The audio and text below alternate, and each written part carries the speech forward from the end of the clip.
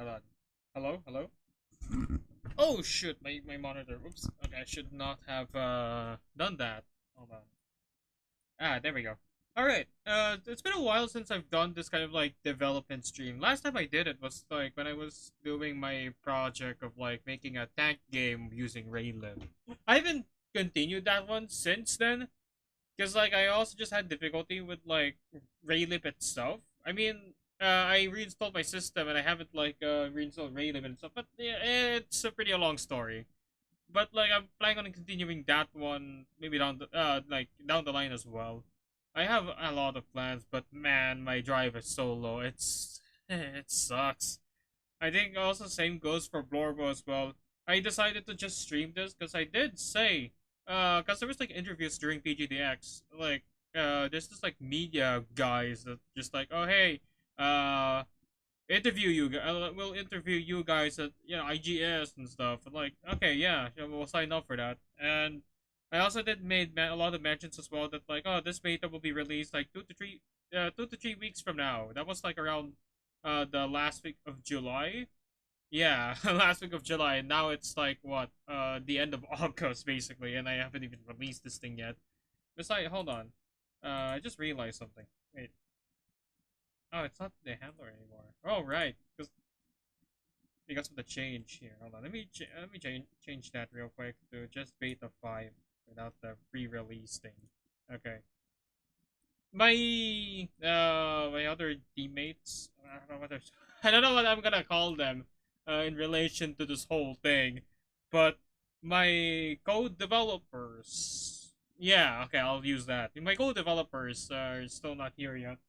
They'll just ping me when they arrive. Hold on. Am I even streaming on Twitch right now? Let me check. Oh yeah, right. I also need to make. Hold on. Forgot to go to Facebook.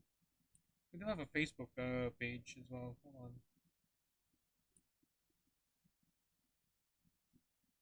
What? Oh, right. Hold on.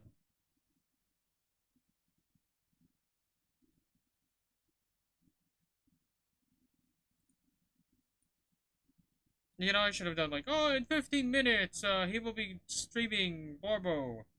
Uh, yeah. Hold on. Hold on. Our programmer is now live developing less Blorbo more human on his Switch.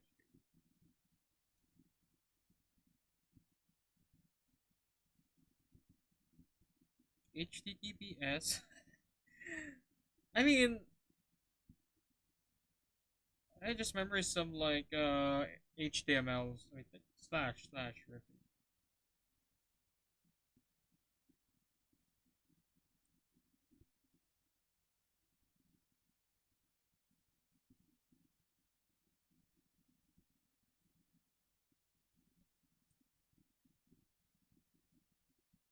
Okay. Next, public.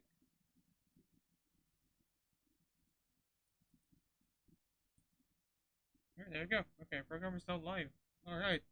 So, wait, I gotta need to remove that label. This wasn't shown.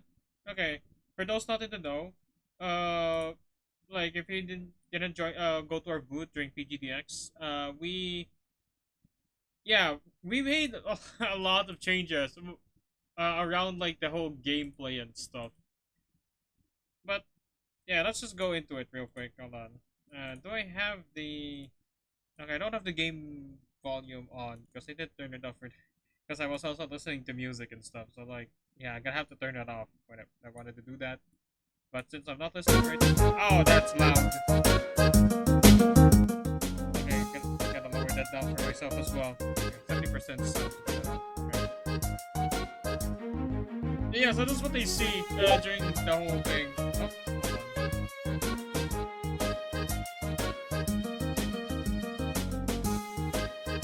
and that's our artist is also just doing something at the moment as well, confidential stuff. But yeah.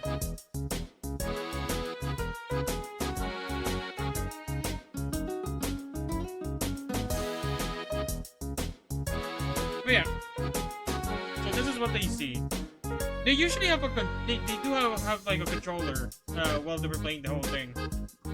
GWS. Oh yeah, I was saying that's also mapped to like the up and down, like, you know, left stick and stuff. Even the D-pad, that's also tied to the D-pad as well. So there's also like a how to play section because like during the time when we're doing.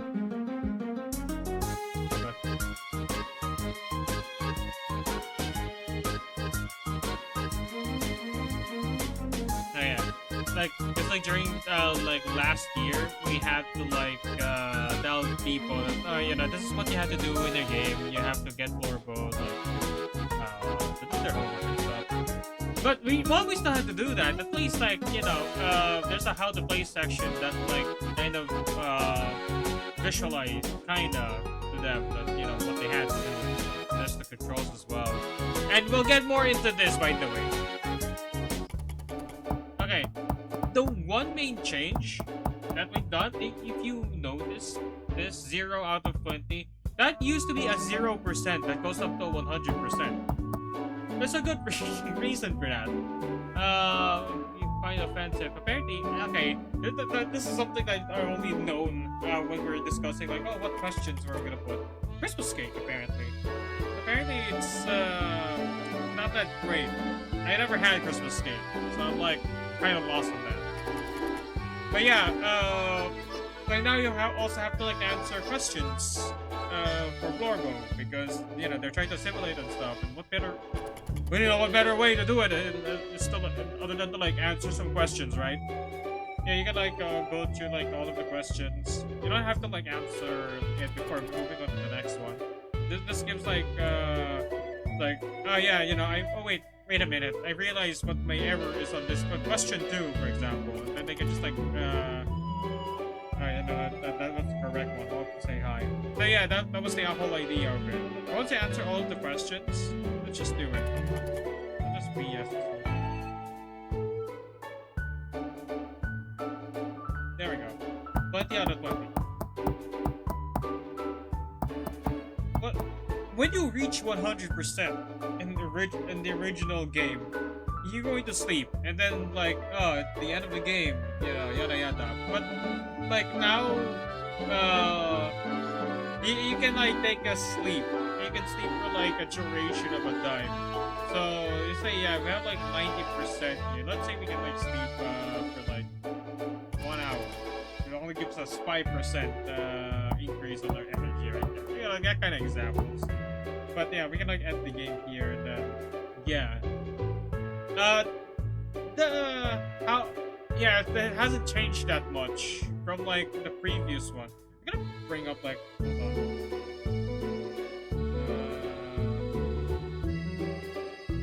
Wait, no, hold on. I actually can just like bring up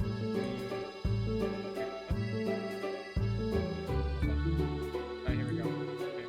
Yeah, we'll go to itch.io / wait, hold on. I think I have to type out like flying rat circus.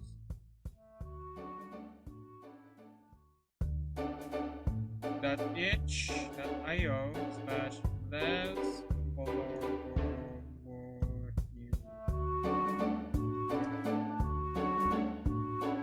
okay, I got it. I remembered the URLs. I have to like make the game shut off for a moment. Because we're gonna be playing, we're just like comparing the differences between everything. Oh yeah, like, thank you for playing. But I think not a lot of people actually managed to see this screen. I think that's my kind of my one regret, like the implementation of this one. I could have just like shoehorned this one with the results screen, and you know, probably you could at least see the QR code so they can like scan and everything. But yeah, that's fine. Another thing, another difference is like for like the mini games, there's also actually mini games. This whole thing, just like straight out ripped out from from our thesis game. In all honesty, because like around the time when we were developing, or I should say because like I kind of gone rogue and decide to just like do these changes. But you know, they also had the input on it as well. which is all nice and stuff. And the other ones who uh, like playing around with the idea of like, oh, we should have mini games so that way, uh, like the whole gameplay isn't too stale and stuff. Which yes, I do agree a lot.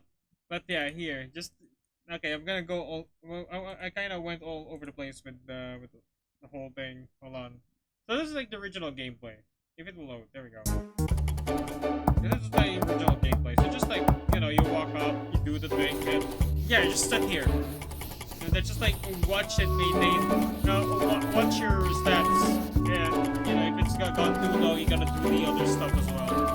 I mean, you got the TV for the happiness. I'm gonna turn that into actually fun meter. Remember, yeah, I think around like version, announcement version 2.0 or something like that, or beta 4.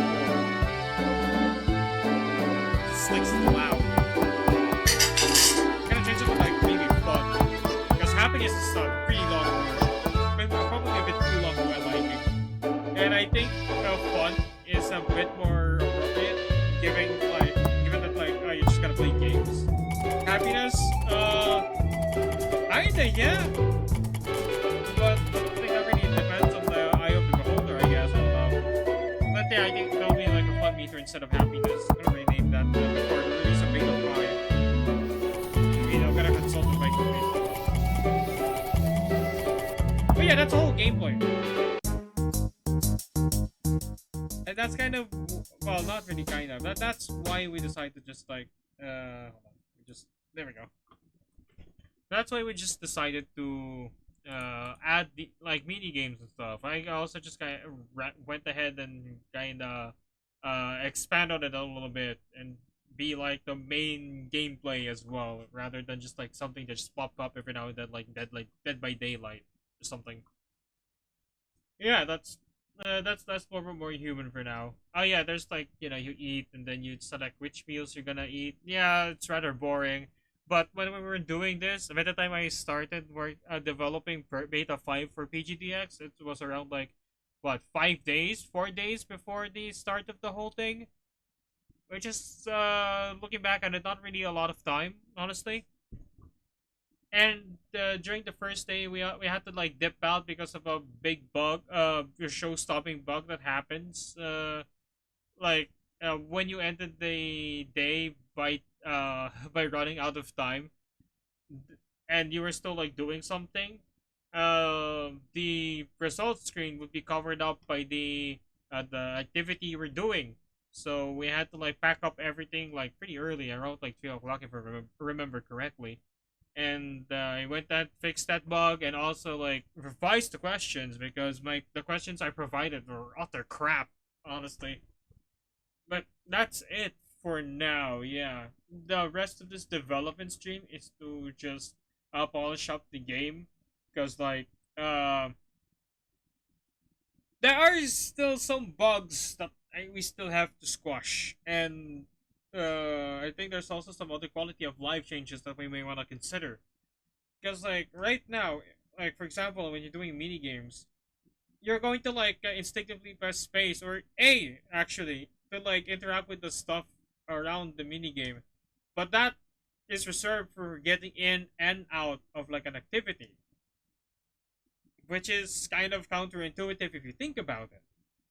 But it kind of makes sense, almost kind of makes sense when you're doing this the quiz mini game. But then we also have to like change like how this is all laid out for like at least for controllers. Because it like I'm gonna plug in my 360 controller real quick. Hold on, just to show the whole thing. Hold on.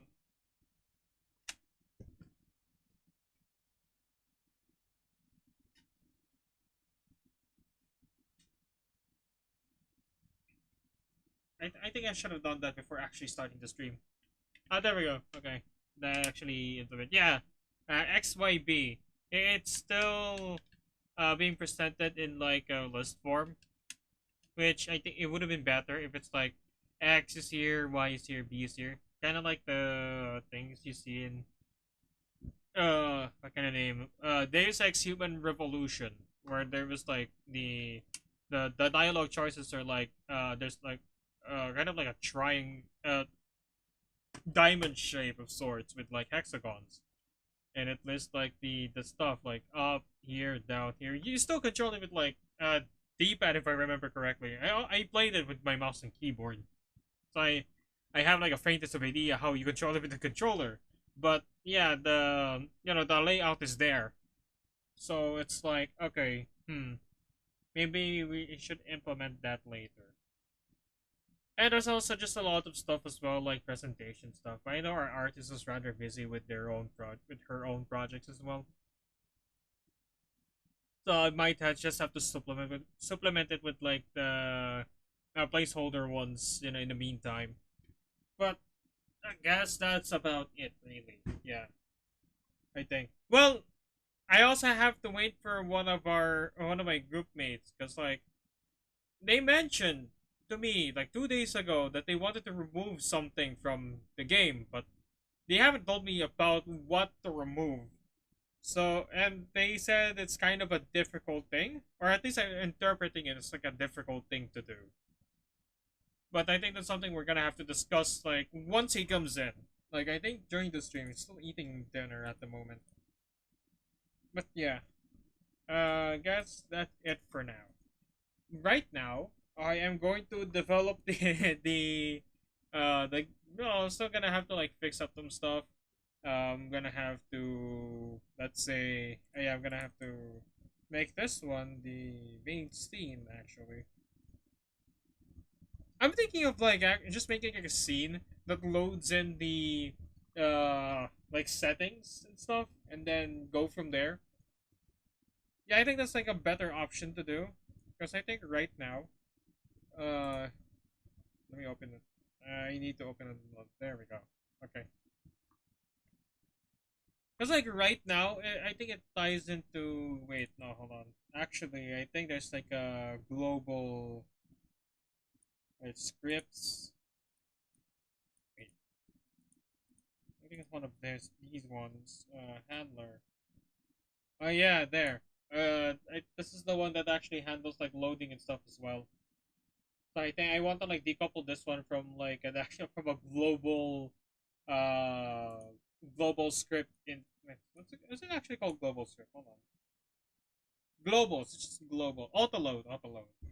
So I also do want to like just decouple it from like globals and like just make a scene that the game will load onto that scene first, maybe with the now loading screen, and then it does the things that it's supposed to do. There's a lot of like behind the scenes stuff I still need to fix. Yeah, it's a lot of stuff to think about, and I do have a lot of like more uh experience because the last game we made, that thesis one, was also meeting Godot as well. So I could like pull up the things I learned making that game to this one. I hope I can work with the current code base right now. Honestly, yeah, ironic part is that like the reason why this whole major overhaul thing happened, aside from just updating it from 3 to 4, Godot 3 to 4, is that so I don't have to work with the bungled up code that was used for the game jam version of it. We're like a dev jam because they also do accept like just general apps like weather apps or something like that that just ties within the theme. Maybe like a clock app or something, timer of sorts. I don't know. No one presented an app during the whole thing, which is kind of funny thinking about it. Because I think the whole point was it's not just games but also like apps as well. But no one showed apps. I think the computer science people are kind of busy with their own stuff as well. Yeah, and apparently the whole like field is kind of like looking pretty bleak in terms of like employment. I'm hearing from like social media and stuff, Twitter mostly. But oh, I can't wait. We're gonna have to. Well, we're on our part of that college where we, like do work experience and stuff. That's going to be fun. Like finding jobs. Good grief. I'll worry about that later. I need to worry about Blorbo first. Alright, let me just go create that actually. It's like the first thing to do during the stream. Scene name, entry point. Good. That's also just like alphabet size, alphabet, or arrange alphabetically. That's all rather good. Set as main scene. There we go. The whole thing. Yeah. Okay. Could just be that because I want it to be like kind of like a square, like loading, and then yeah. Toot toot toot toot toot toot toot toot toot toot toot toot toot down down down down down down down down down down down. Hold on, actually, I think I want hold on, a panel container instead. Theme load. No, not you. Hold on. Quick load, default theme. I'm also gonna go override that with like one of the things I have here, QR code. I'm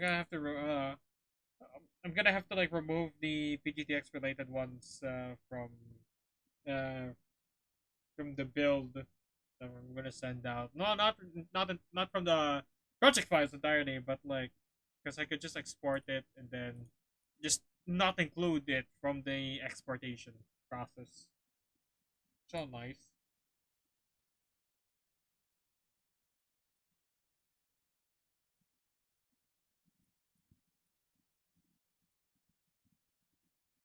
Here, menu background. Oh, what? Why did my thing? Hold on.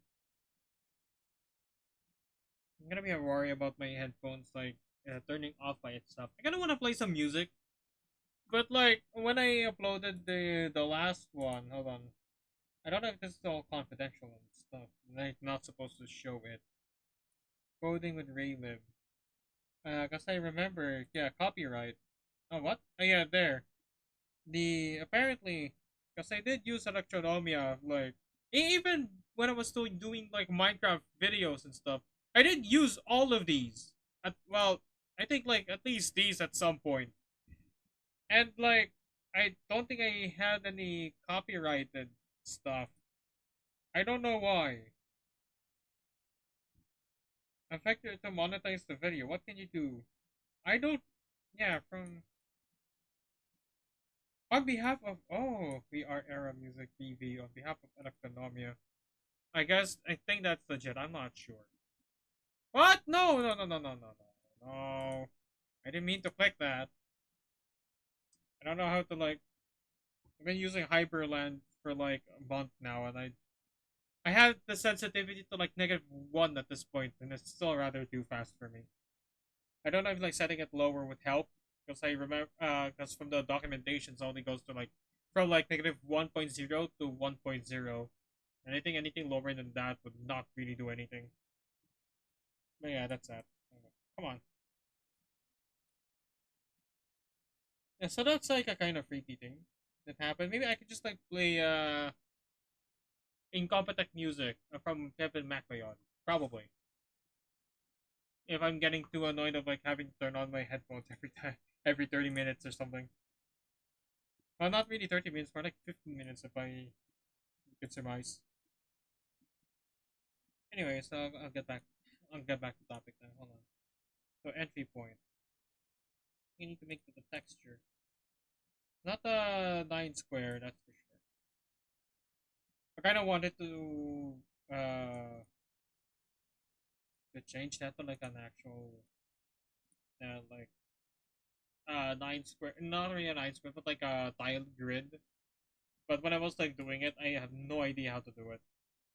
Because our game designer actually created this piece, well, laid it out from like Canva and stuff, and yeah, we just used it for the legacy in the game jam. Call it the game jam version.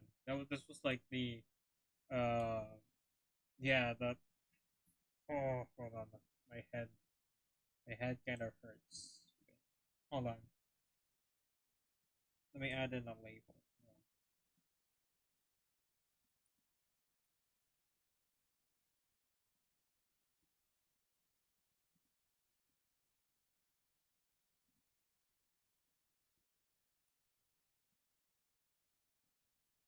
Don't I have like a style for this? Oh, wait, no, I think I had to like override it. Hold on. Styles. I think expert. Hold on. No, not that one.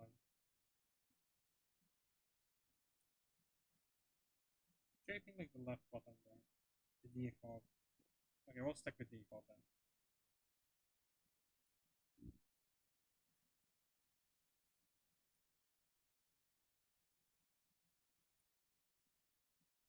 All right. Since this is a container. Hold on. Oh wait, right. I can tell it to shrink.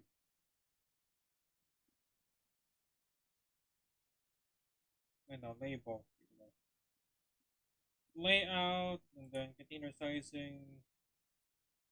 Shrink center. I don't think that does anything for me at least. Can it cost a minimum? No, not Y. X.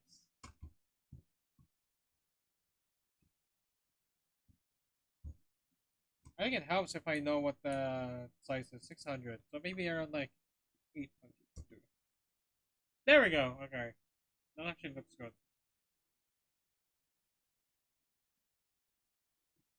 I'm gonna make it like the ellipses kind of like animated as well, but I don't know. Maybe later. But for now, I'm gonna need to make the loading as well. And I also have to like change things up in the settings menu as well.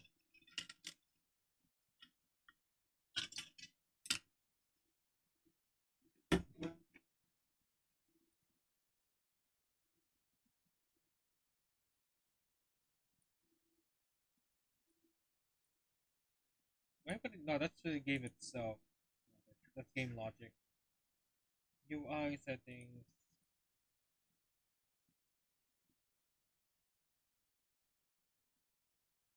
I'm gonna make a script called entry point here.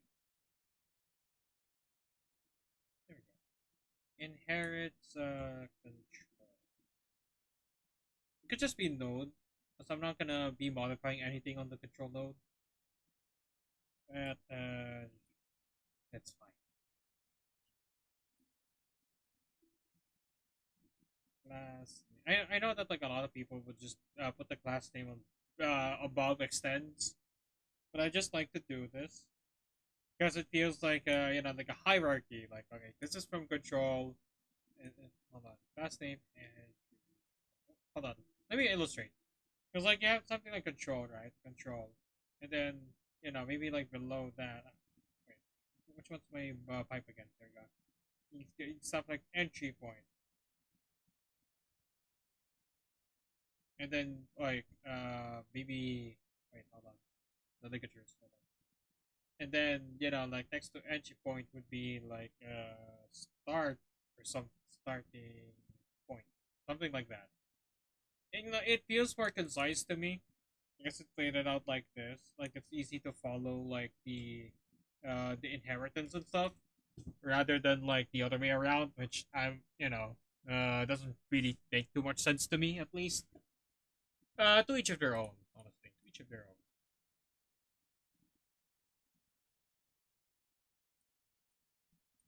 Anyways, hold on. What? Hold on. Funk. Right. I don't know why my head kind of hurts a bit on the right side. Actually, both sides. Like, kind of started to hurt like, I don't know, 5 minutes before, 10 minutes before I started streaming. But I'll just power through it like a, like a madman I am. Uh, what can I do? Funk. I know there's like called init, and init object script is initialized. Oftentimes after the object is initialized in memory. It can also be defined to take in parameters. This method is similar to a constructor in most programming languages. It's defined with required parameters. The object will script may only be created directly. If any other means, such as vaccine, instantiator, note duplicate, are used, script initialization will fail. Okay. So that's neat. Alright. We can just like do func ready like everything else.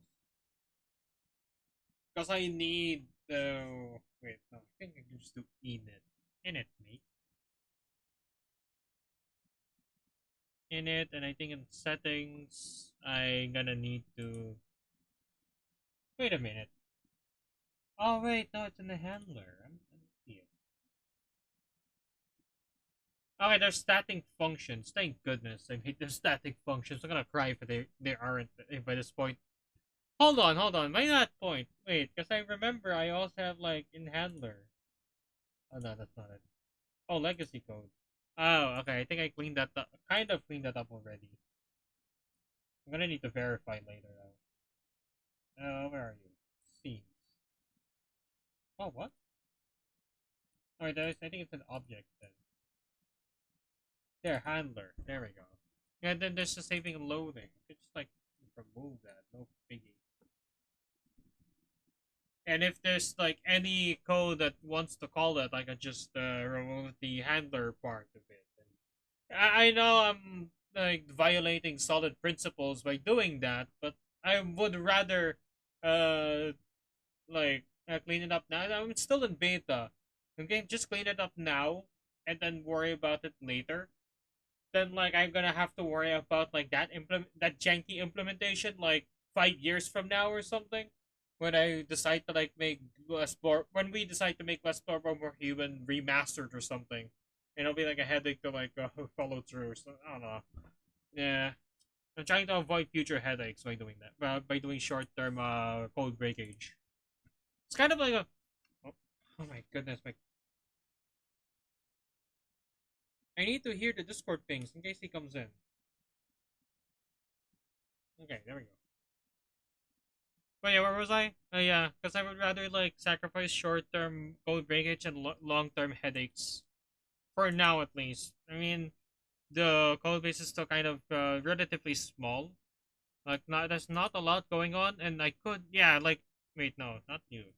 Actually, I could just remove the whole objects here because I don't need them anymore. I think. Oh, hold on.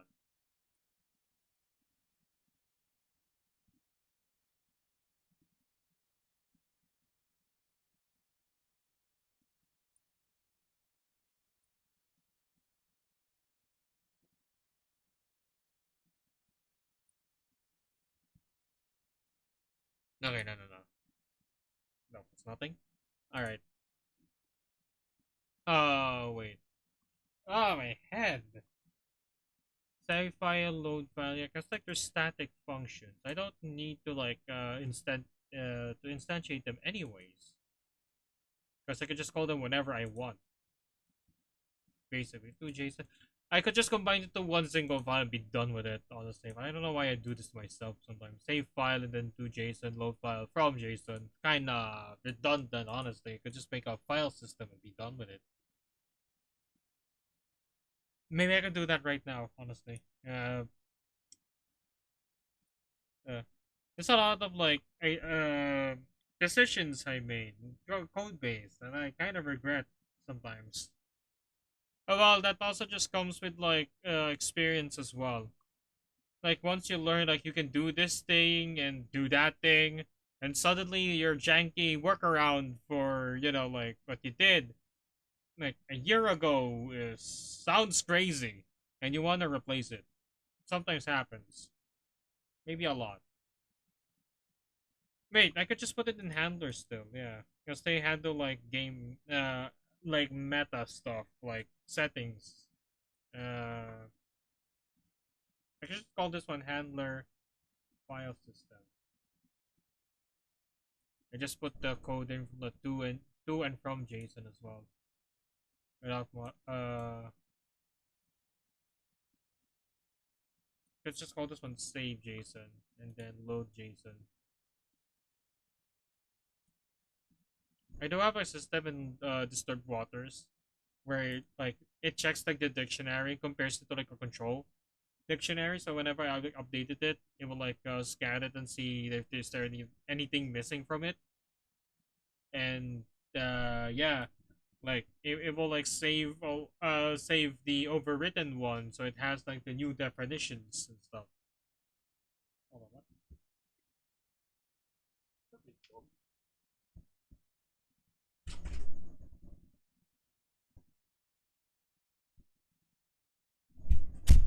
Ah, wait, no, hold on.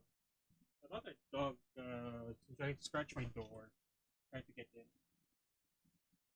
in. Weird. Yeah, there it is again. Wait, what? No! What are you digging? There's no soil there. Okay, no, the dog was inside my room from the start. I found it funny. Anyways, hold on. Where am I? Also, hold on. Did my stream froze? Yeah, it did froze. Why? What? Hold on. Oh, this is cursed. Hold on. Ah! Well, okay, there we go. I'm gonna have to look out for my stream now too, huh? Alright. Oh yeah, save Jason and then load Jason. I'll try to, I think I'll implement the whole checking system maybe later. When I feel justified adding it. Maybe I already did implement it, I just don't know where. Right, that's why I'm trying to like streamline everything in my code and like violate what do you call this? Violate solid principles while I'm at it. Anyway, back to the entry point though. Hold on. Function of yeah, init actually. I'll try that. Init void and then I think in my settings there's also like a handler for settings as well. This whole thing. I'm gonna have to like uh load in user settings location. I'm gonna go put that inside of my file system. Wait. Class name file system. No, what? There we go. Make that a constant. World settings. There we go. I kind of want to like use like config files. Maybe I can just. I'm gonna have to like look that up, huh?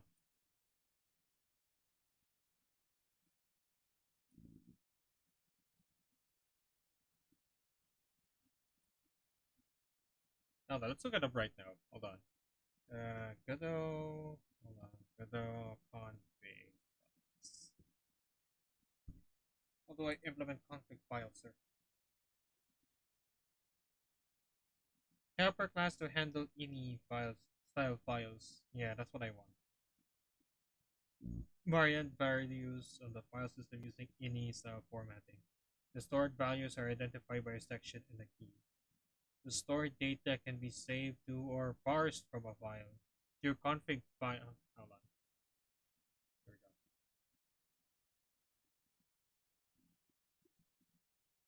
There we go. You just do that section, some key.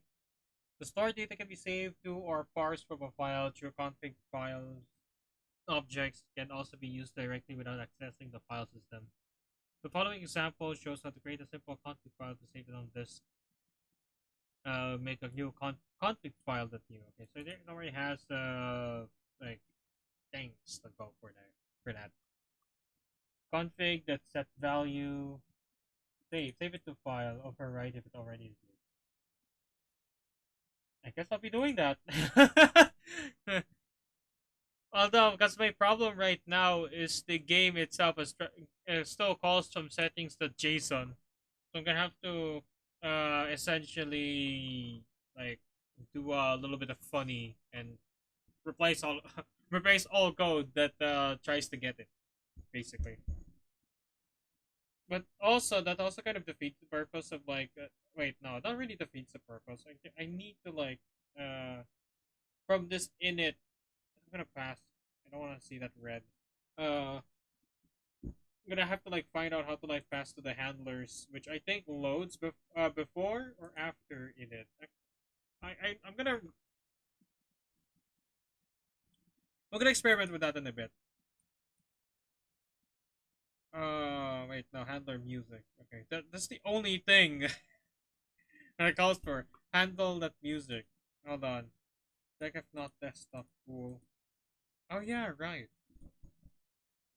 I'm gonna have to like put that somewhere else. Maybe not file system, but maybe somewhere else. Uh hold on.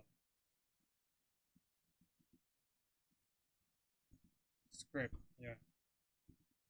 Operate handler. Uh handler OS. There you go. And I'm sure I'm going to regret that later. Was it? I think file system was called file system. I think this one's supposed to call. I can't you call it up OS? Yeah, that's already a thing. Handler OS. That the standards. That doesn't look very good. You could just call it operating system by full. Hold on. Yeah, their operating system. I could just call it device. Hold on. By your device. Not layer, because that I might confuse that for the Blorbo scripts. User device. And then below it will be check if not desktop as a static function. There we go.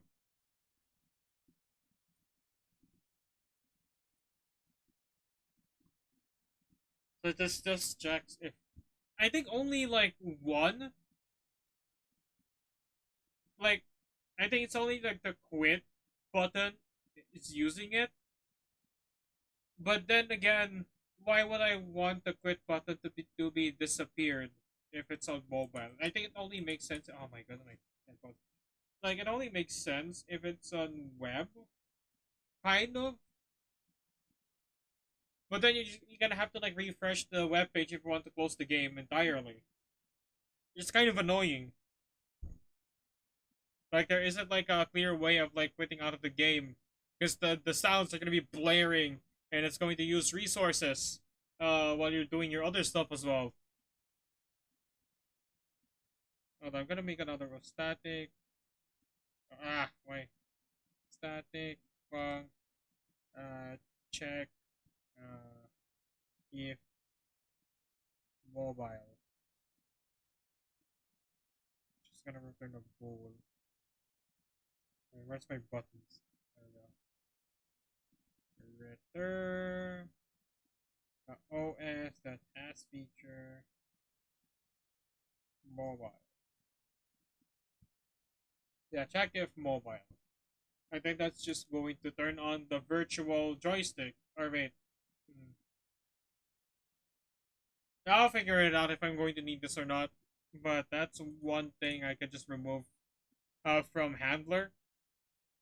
You know what, to be honest, I don't even know why I decide to do this kind of hierarchy to begin with. Because I could just have music as its own auto load and just play anything from there. Or I don't know why I did this to myself like a year or two ago.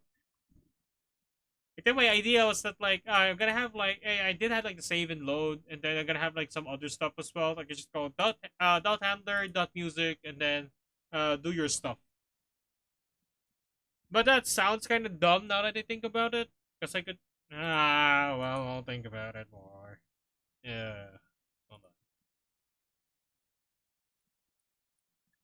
Music save load. I'm gonna turn this over to entry point, which will handle all of this for me.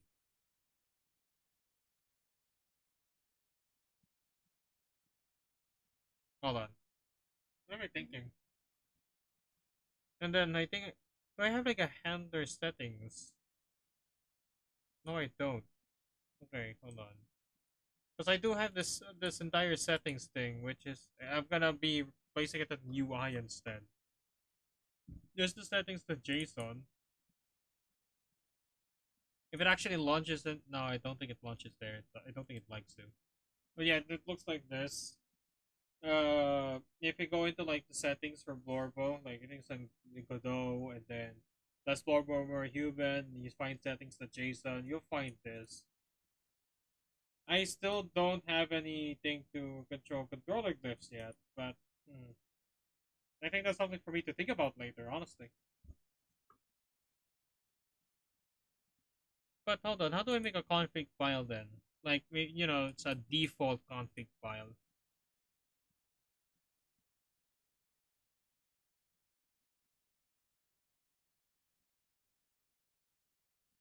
Get value here.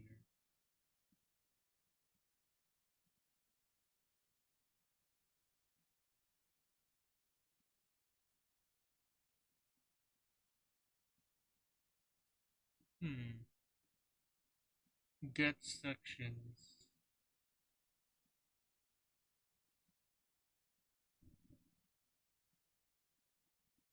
Area 1 by 2.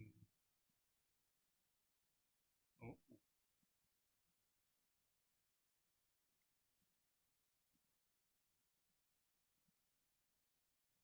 Hmm. So I could just like make it in code.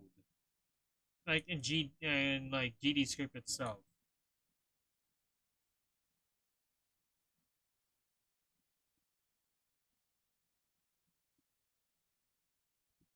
Or I could just like drag and drop. Hold on.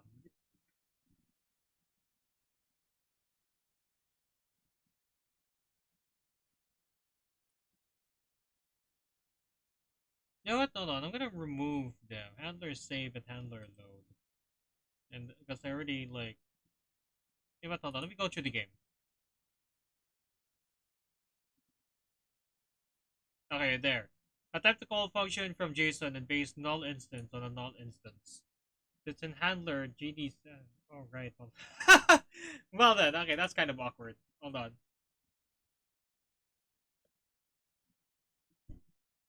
I am going to want to like uh remove these. I'm not gonna need them. Instead put it to init. User settings, load from JSON.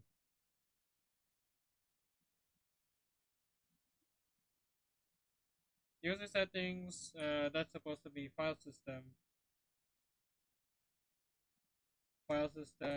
load JSON. Oh yeah, file system, that settings. Because like user settings is not a thing. There you go. I think it spits out the dictionary, so I'm gonna call it a dictionary. Okay, that's the correct spelling. I would have turned an error if it wasn't.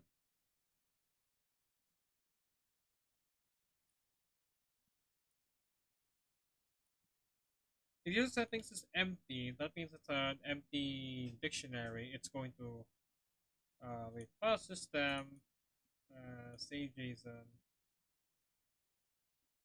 uh, file system load JSON.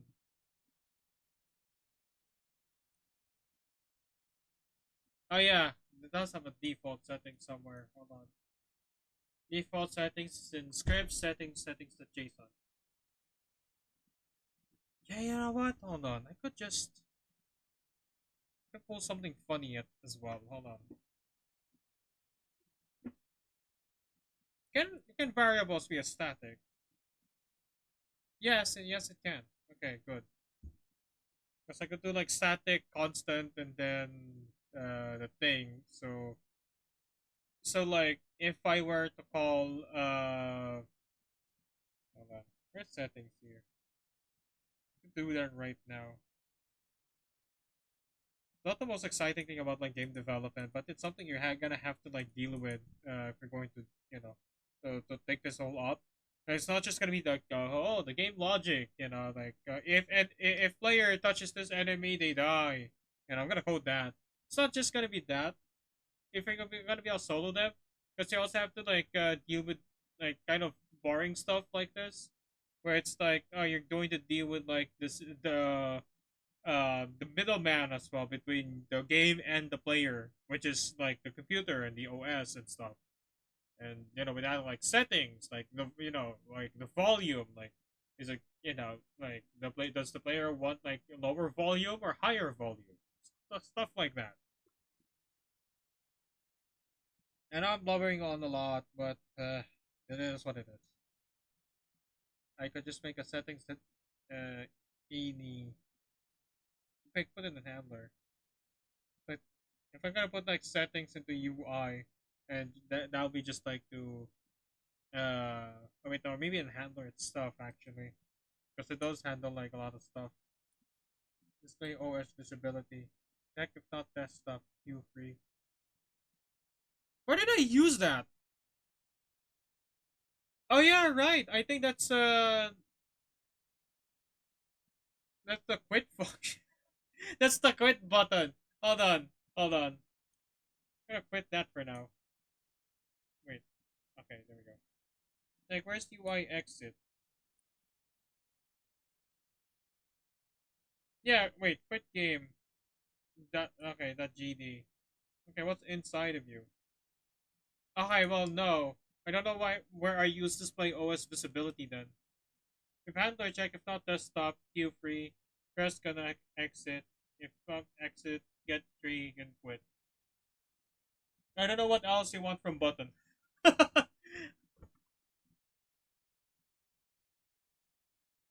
But I think of another thing I want to like add, sound effects wise, is like when you hover over like a menu item and then clicking it. I feel like that's something else that's missing with Blorbo that I think I'm gonna deal with by beta 6 or beta 5 if I still have time for that. And try to release it this week or maybe next week. I know there's a lot of delays, but oh well. I know, kind of a bummer, really. Change menu. Current menu, redirect menu. Oh yeah, right. I do have this like funny idea of like how the menu's supposed to be like. Cause like nowadays, if I'm going to do like menus like this, I would use the tab container and then just have like the buttons go to like different tabs instead of like doing this whole song and dance number of okay, yeah, close the like make hide the menu you're in right now and then open up the menu you're going to. It's like less work if I just like have like one uh like one variable to change, which is just like the ID or index of like the menu I want to change to. I think the only problem with that one is like code readability, because like in the glance you're not gonna know what 5 is supposed to be until you glance over the inspector and see, oh wait, oh no, the scene 3, and see like, oh okay, wait, 1 2 3 4, oh, okay, it's like options is number 4.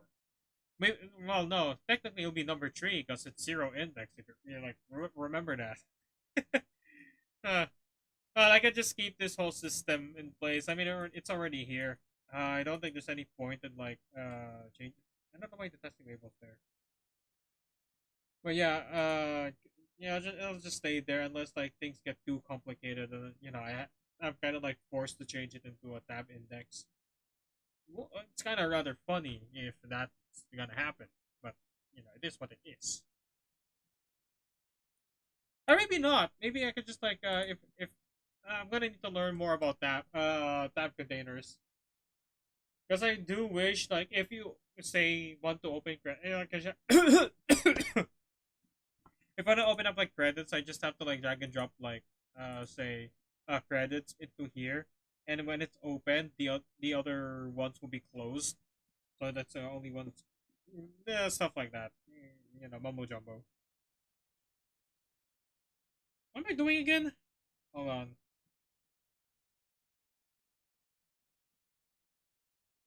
Right. Okay. Because I need to like make this whole thing work. User settings, save file, just like default settings. I'll just make one in handler. That'll be, no, I'll do it here.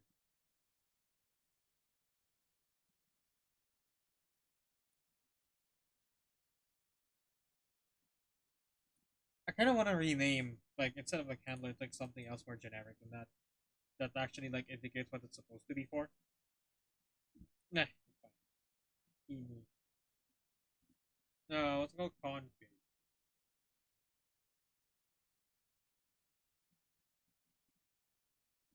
What?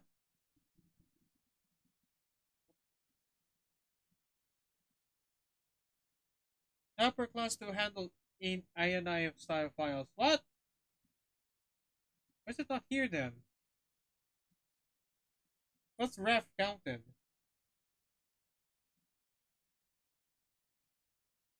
Reference count. Resources, many other helper objects inherit this class. Oh. Okay, it's its own thing.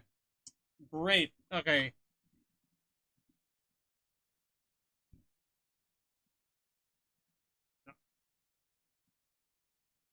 Yeah, no. CFG, INI. I don't think I'll be seeing it here. I barely use GD unit event tests. I think I should utilize it even more, but some of the code base is just kind of unfriendly towards the whole approach. That's something I have to change though later on. Translation. Oh, shoot. Oh wait, no. I do have that. Okay, the same thing. Syntax highlighter. What? That's an object? Oh wow, that's actually crazy. Okay, well, I'm gonna have to create it outside of Godot then. New file. I'll call you defaults dot ini, and then what was it in JSON? I'm just gonna copy paste it.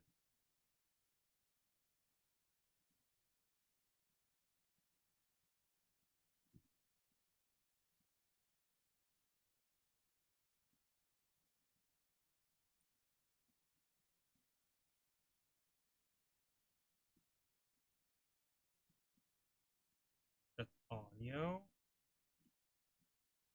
That's display. I'm not sure if I'm supposed to like capitalize it or not. And I'm doing just like the slower method. I know there's like a way for me to just like automatically do what I'm doing right now. I'll do that in a bit.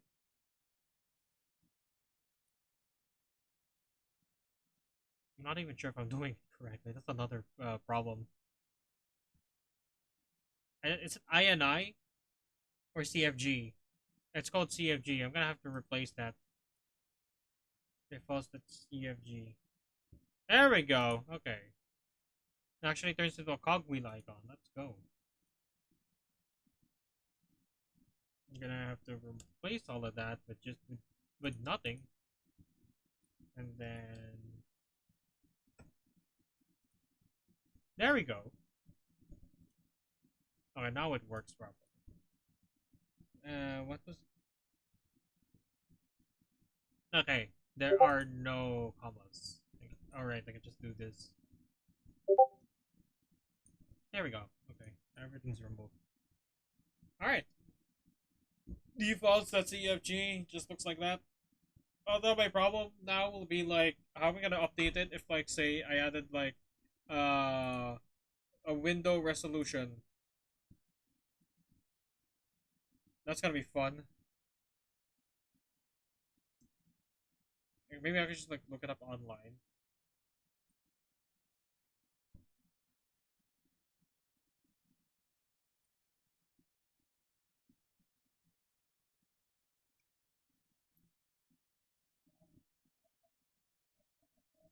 Hmm. Well, that's like I know that like something some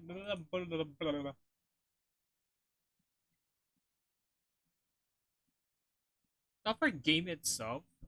I like I don't think I'm gonna be using game speed anymore because of the new gameplay function. That'll be like a difficulty configuration now. I'm gonna have to like work out how I'm gonna do that, huh? But like the only thing that's like relevant now is time format of hours. Hmm.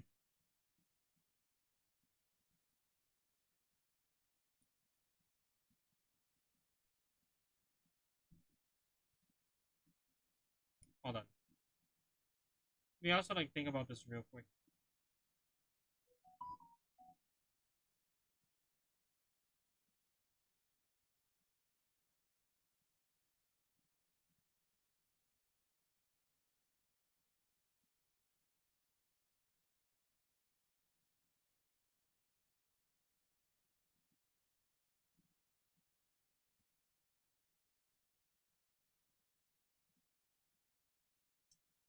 Oh,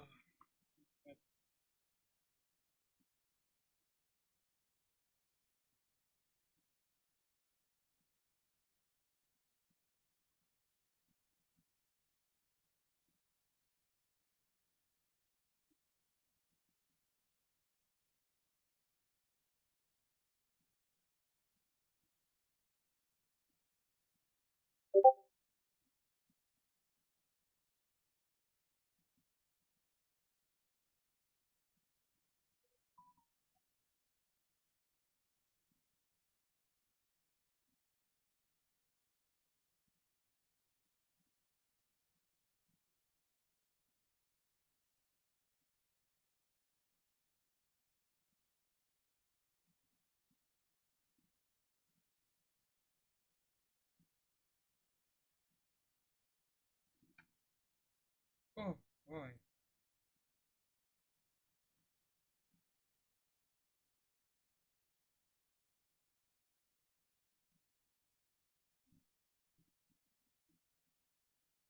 Hold on, no, sorry. It's like my kind of hurts. Not really from thinking, but like it just came out to me suddenly. Like I feel like I should have like delayed the stream again, like maybe at least an hour. But I don't know, I just didn't want to do that. Hold on, I'll try to do something substantial during the stream. I know I only have like 3 hours for the whole thing, and development takes way more than that. Hold on. Because it's also just like decision making on my part as well. I'm the sole programmer of Less Blorbo More Human, and I want to make things that are gonna be easy for me, like in the future.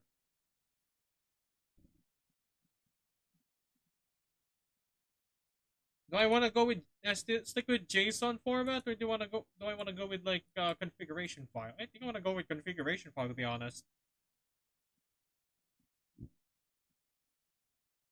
But now I'm also just like, okay, I'm gonna need to make that into a hold on. Ooh, where's my config file thing? Here we go. Ah, my headphones turned off. No wonder I didn't hear any Discord things. I'm gonna have to like play something in bit just to stave off the shutdowns. Okay, set value. So what I could do is like make a set. It's like set values and stuff. Hmm. This way to do it. This way to do it. So like turn a configuration file into a dictionary and then back and forth.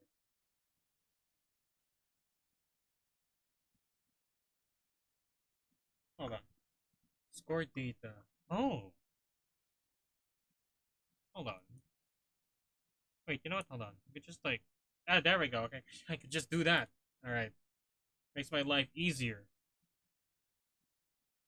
Yeah, I think it's already like a dictionary if I iterate it over at the very least.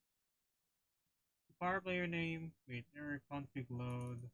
Wait, now score data. Where's score data? Player name, player score. Hmm. Okay, that's interesting.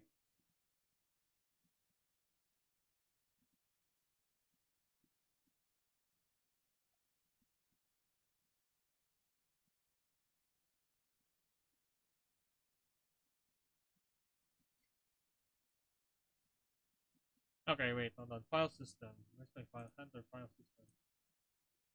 Uh, constant default settings. it would be this one. What? All right, hold on. Copy relative path script. Script sender. Wait. Is it res? There we go. Res scripts. Yeah, scripts handler and then default.cfg. Okay, that should not give you any headaches. Static func save cfg.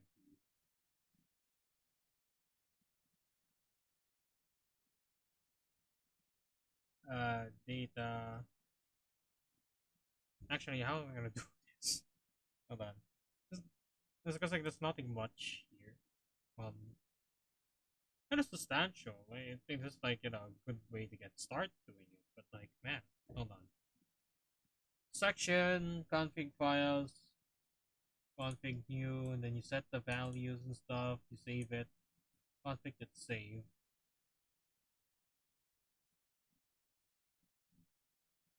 Config file object. Okay, data config config file. There we go. Config file path. Just path instead. Hold on. I'm gonna replace all of these into just path. There we go. Not shorter. Paths. I think I can just like do string name. Say, if I remember correctly, not void. Not less resource intensive that way, if I remember correctly. Does it say? Let's save. Okay, so just do data, save, to path, something like that. There we go. Okay, that's not too bad, honestly. Just like one line of code compared like to Boga Boga. uh, but we're gonna put that into practice later. Static func load cfg, because I also still need I still going to need JSON files for like save data and stuff. So it's not gonna be like useless all of a sudden. Path string name. Yeah, path string. Okay. Save. Path string. Okay, maybe just normal string will do then, I guess. I know they can just do like conversions, but I'm not gonna bother. Config file. I could also do like load CFG, uh, do JSON or something if I wanted to like be outputted as a JSON file. But this will do for now. Config load.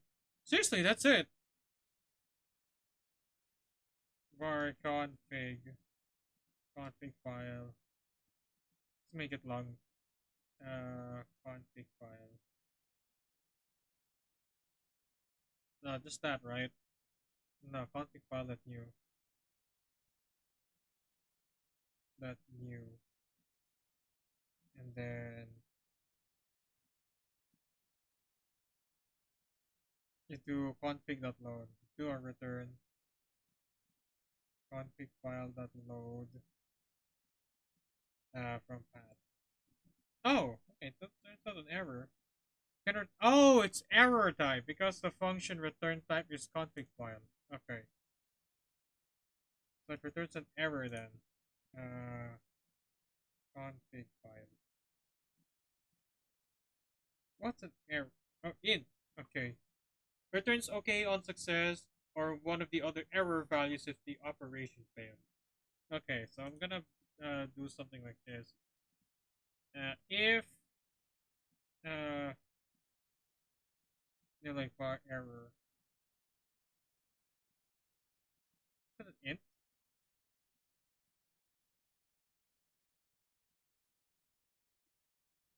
Hold on, load.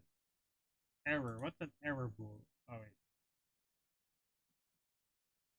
wait. Ooh. Okay, so it's an enum. Error OK equals 0. So if it's more than if error is greater than 0, or I should say uh error dot OK, then print error uh error reading config file, and then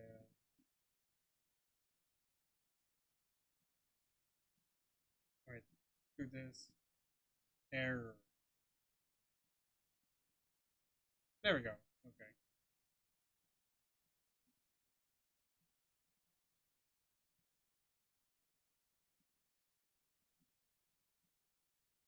Error code, and then S. There you go.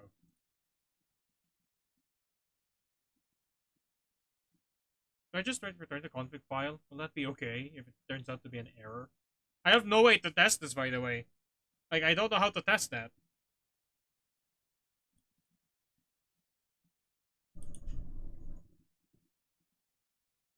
Yeah, I'll throw caution to the wind for now.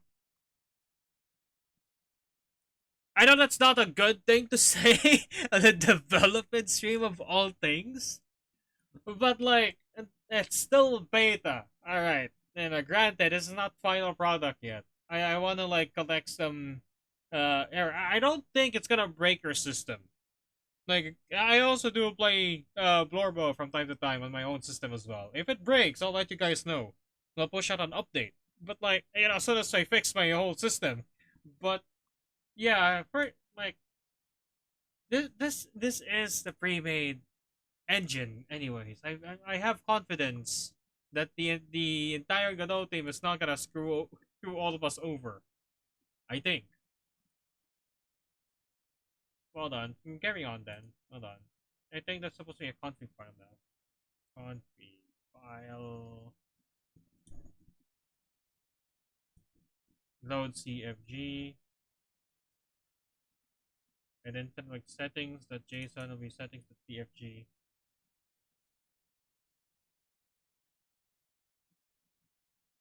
User settings is empty. Wait, user stem. Wait, is it still empty? Hold on. User is empty. No. Get sections, get value, has section, has key, load, parse, save. What's parse? Parse the pass string as the contents of a config file. The string is parsed and loaded in the config file object with the method was called on. Returns OK on success or one of the other error values if the operation failed. I hope I I hope I can understand that. Yeah, that's always fun. It's always like like a vote of confidence if I always say that. Anyways, that's just how it is. If user settings I think like equal to null. I'll call it that. Equal to null, like nothing's loaded. Alright. I'm just gonna do like a save CFG, like a config file.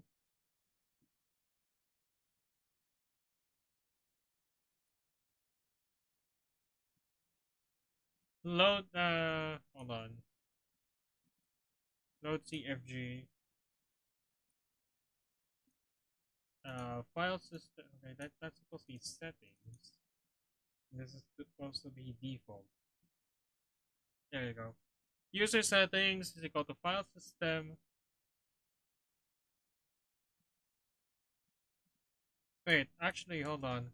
I just do like, why am I doing that? Hold on. Why am I writing and then loading from that right? I'm an idiot. Hold on. We could just like skip that. Just do like file system load CFG, and I'll just call the default settings and then save that. Save there. That's a more elegant way of doing it. Why am I not doing that? User settings. Hold on. Just do something like that. Load. I mean, hold on.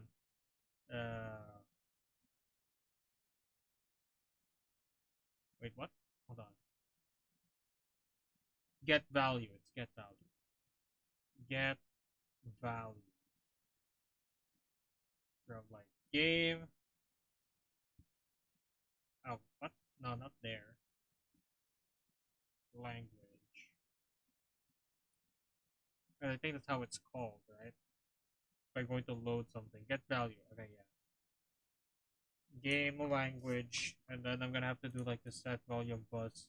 When I tried like doing a for each loop on this, it didn't work for what's it called now? Disturb waters. I did because I tried to like finesse that, but for some reason it did not work well. But I'm gonna do it anyways. Like just like a sanity check for myself. For each what's this called? Hold on. For each bus IDX bus index in wait. Oh yeah, no, it's not for each. It's just four. Okay, there you go. For bus index in uh range. No, there's no range I. Range starts from 0, and then starts from B, increase decreases by steps of S, stops before N, so that's 3, 1. I'll do magic numbers for now. Oh yeah, right, what about this? Hold on. In get sections, and if it's audio, then, go ahead, Beluga. But no, hold on.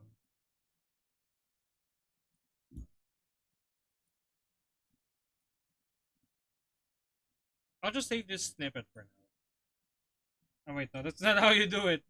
Okay, I forgot. There we go. What are you doing? Bus index. Linear to decibel. User settings get value. Audio. And then I'm gonna do something for like the for this one. I'm gonna do a variable inside of this that will call up the what's it called? Hold on. What? Oh wait, no, it's goes like a bus and hold on. Bus string. I call it bus string. Array of string is equal to master. Wait, master. Master. Music. And then lastly, sound effects. Okay, bus string, and then call a bus IDX. More magic numbers. Maybe I could just make another like handler for like common numbers like 0. Yeah, like I've like say array start or like index start, and then just make up something for 3 and 1. I'll just do it here for now though. Constant right, like index start. Let's do this 0. I guess I could just like copy paste that like two more times. Index step index end. So this is 1 and this is 3. Index end, index step, and then start. There we go.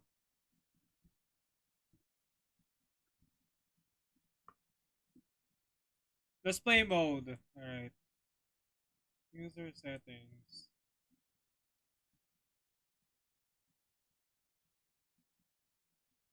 Display window mode. Window mode. There we go. That's for init. And then I'm gonna have to like call up the game one later on. The time format 12 hours one, don't like the other ones. Because I don't think like calling it from like a disk over and over again sounds like a good idea. That's like a good way to like wear down your your storage. I don't want to do that. I'd rather like save stuff on like the RAM as much as possible. That's you know if I can help it.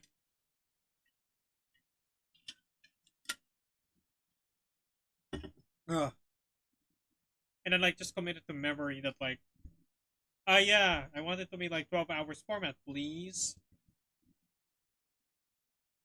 Well, I'm also gonna need to like save the user settings to somewhere then as well. Uh, to let's say another freaking handler to one of my globals then. Because for now, I just these two are just for like controller stuff as well, like the controller glyphs and stuff. Maybe I don't know where I use import helper again. I forgot, but I know controller icons. I do use that to display like the glyphs like you saw earlier, like an hour ago. Handler though is the only thing I created for myself. Was just now it's just the sounds, and I find that funny. So I'm gonna be making another handler. Handler settings. All right. Globals. It's gonna be globals. Globals. Make that the first thing. Script. Uh, Settings. Let us see. Global settings.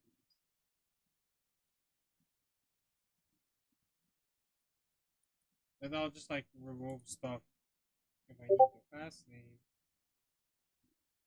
Uh, Global settings. Just for like the var settings is equal to I don't know config file.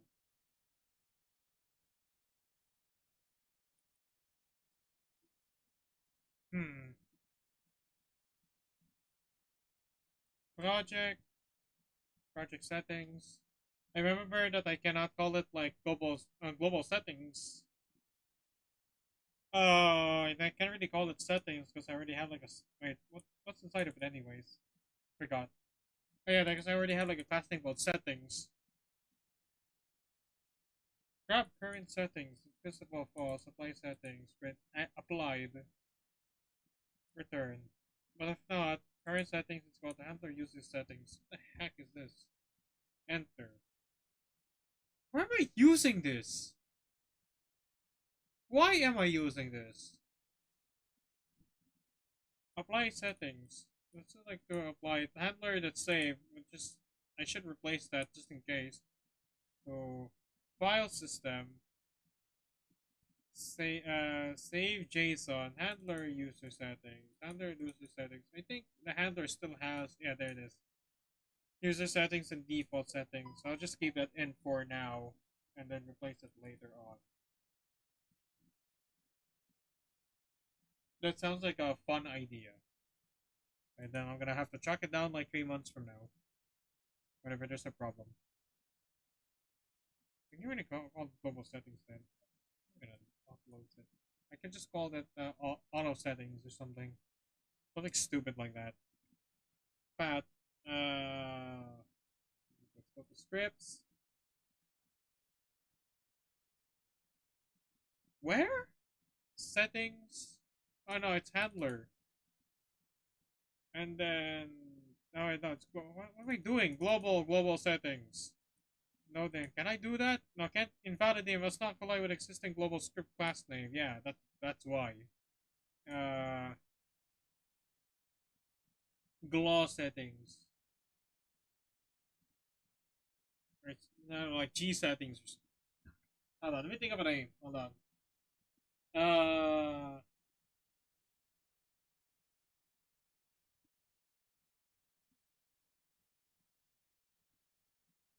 Storage settings. Sounds like a fun name. Storage. Add. Okay, good. And then what we're gonna call it here, entry point. It's gonna be like dead last, and then just call it what do you call that? Storage settings dot settings is equal to user settings. Okay. And we got a code for entry point, which is where are you? There you are. I'm gonna put you here. Okay, no. Set locale in various translation. Oh, cannot confirm argument one to, from nil to string. Why? GD15. Did it load too fast? Because I did say to load 3FG, and if it's null, hold on. What if I do something like print user settings? Will that work? Will it input something? Error reading config file, error code 7. Okay. So I think like if error is greater than, hold on. What? Wait, where am I going? Entry point, right? User settings. So that's already here. I wait. What happened to my? Huh?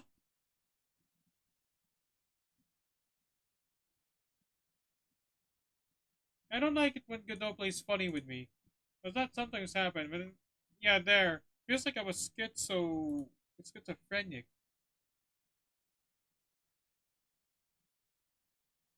Okay, hold on.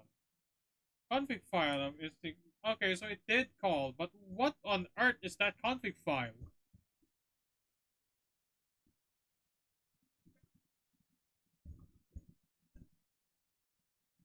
Really, schiz is not the right descriptor for that phenomenon. No, it feels like it's gaslighting me. There you go. I think that's what I'm supposed to say. Gaslighting. It feels like gaslighting from the freaking engine itself. This is what this tricky thing about using Godot and something like VS Code. I do like using something like a dedicated IDE or code editor or something. Because I feel like the one that came with Godot is kind of rather too small for me. It's like this size basically, and I don't like that. I want like everything. I want to see it like this. That's just a personal preference, though. It could be something else for you. But moreover, user settings is equal to null. But like clearly read something, and I don't even know what. Hold on, I'm gonna try to look. Hold on. Home. I think it's in locale. Share Godot G. That's more human. Oh wait, no, 'cause that's the release version. No, I need Godot itself. App user data. Is it unnamed project? No. Storm Waters. No. Is it really like has this game really has its own like that's kind of funny, honestly.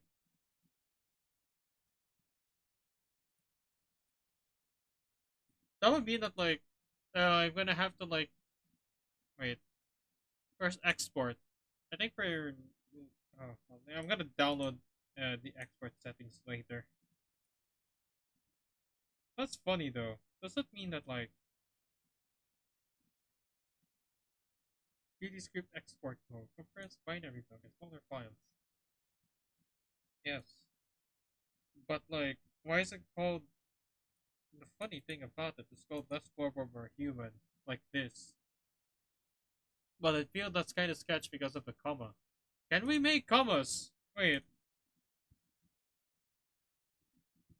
yeah, we can. Or at least here in Linux, you can. But I feel like if I remember correctly, in Windows, you could not do that. Feels cursed seeing a comma on a file name, folder name even.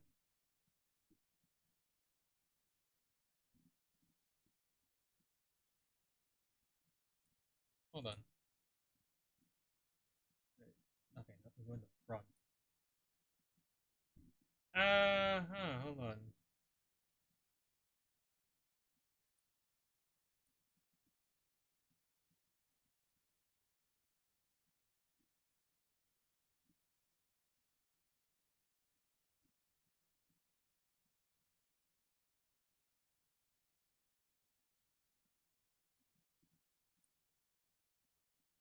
Wait, what am I thinking of? Hold on. Wait, is the whole thing working still? Hold on. Yeah, it does. Okay. I don't know why it froze at one time.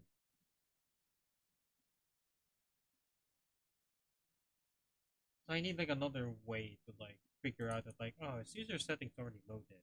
Not then like, don't do crap then. Oh wait, hold on. I know what I can do. Hold on. Yeah, is it handler file system? Yeah, it is. Okay. Can I just return a null then? Yes, I can, which is good. All right. Can I call method save on a null value? Yeah, no crap. But like, wait, what? Handler file system GDTT. Okay. What? What do you mean null? But wait, where's it called from? GD15 on entry point. 15 is this. Oh, what?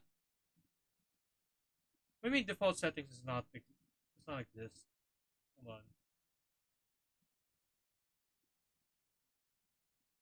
Rest scripts handlers defaults the CFG, and defaults already has like things inside of it already. Where are you? Wait, where are you? No, that's tick timer. Hold on. Yeah, game time format. It's supposed to have this, not whatever. What? Error code 43. What's 43 then? What? Oh, there we go. Parse error. What do you mean parse error? Is the thing not good for you?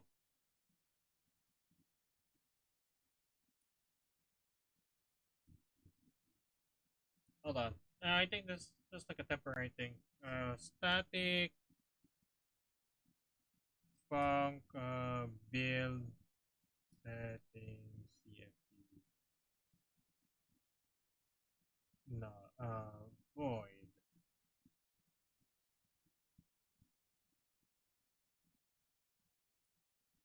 Did they build one again?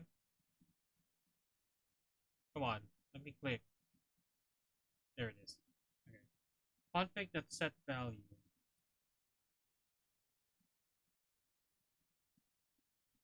What?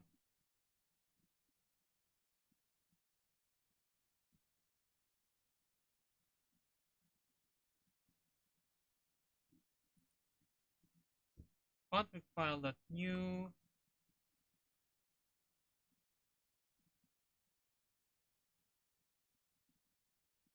Oh, this is gonna suck if I have to type down everything. Dot set value, and it'll be like game, then time format of hours, and then true.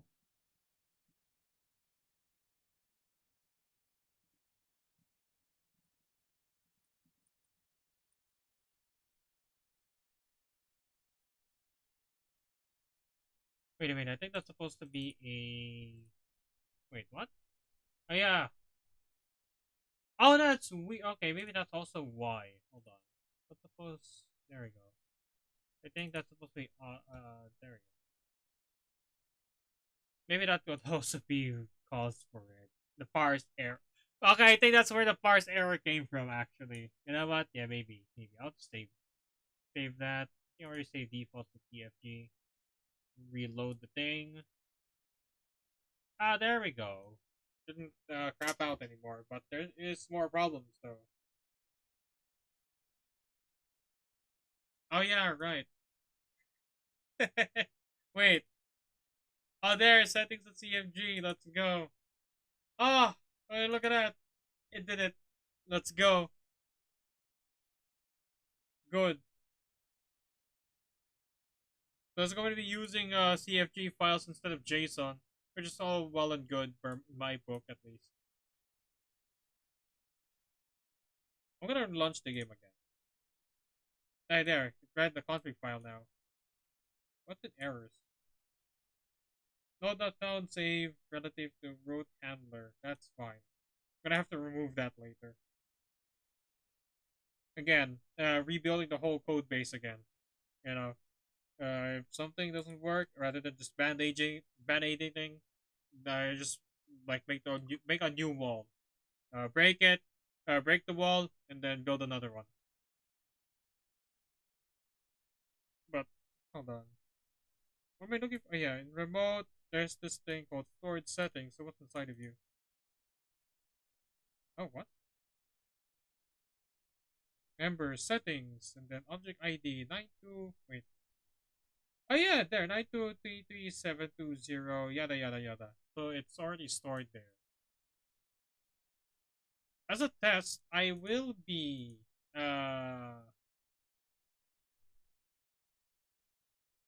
printing print stored settings that get value. Now what do I want to read? Uh, from game and then language. Yeah, language. En. Okay, good. It works. So like after it stores the settings into, well, I feel like that's committing to memory. That's in RAM. I think. I assume it's in RAM because I'm not calling from disk. I'm not calling from file system. I'll be assuming that that's from that's from my RAM. I'll have to read more on that later. And then I should just make a handler for like hold on.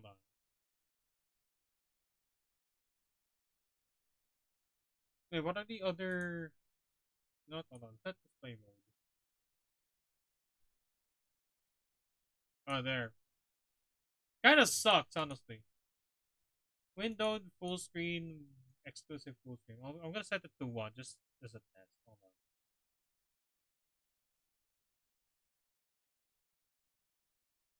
Where are you?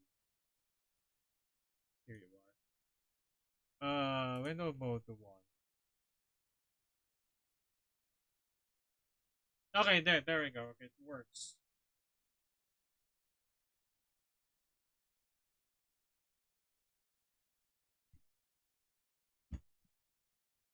And then after that, we go to main menu. So,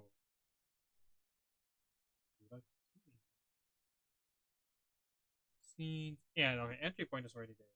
So I'm gonna have to load the main menu next. Do I have anything? I don't think I have anything in my handlers that handles like scene loading. I could do on globals and make a loading screen. That's something I kind of want to do as well. May also like it'd be fun if we also implement something like tips and then do the stuff. I'm gonna discuss that with my group mates. But for now, I think like a normal loading screen will do. I'll make another scene. Scene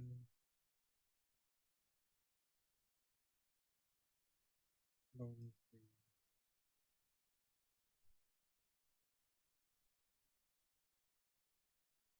Yeah, loading screen. User input. And then actually it's just that. Hold on.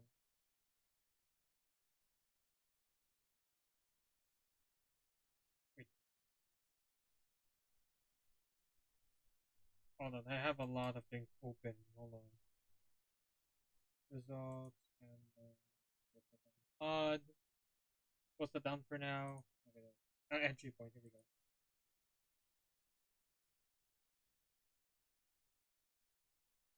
Oh yeah, right. Because I also do need to set the theme. The default one we already have. Put you down in shrink end. There we go. I guess I also need to make a margin container as well. Contain you inside of that. Okay, actually that's already good. Do I have any UI for text? Asset UI text. Fonts, not that. Styles, no. Touch, toggle. Label settings. Oh,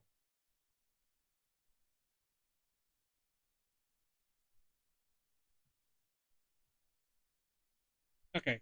That works. I'm gonna have to set that as well. Hmm. That feels cheeky. Yes. Okay, you know what? That also works instead of just doing a custom minimum size. I absolutely love that workaround. Three spaces.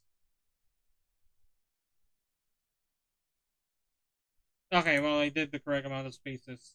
Okay, good. That's absolutely well and good.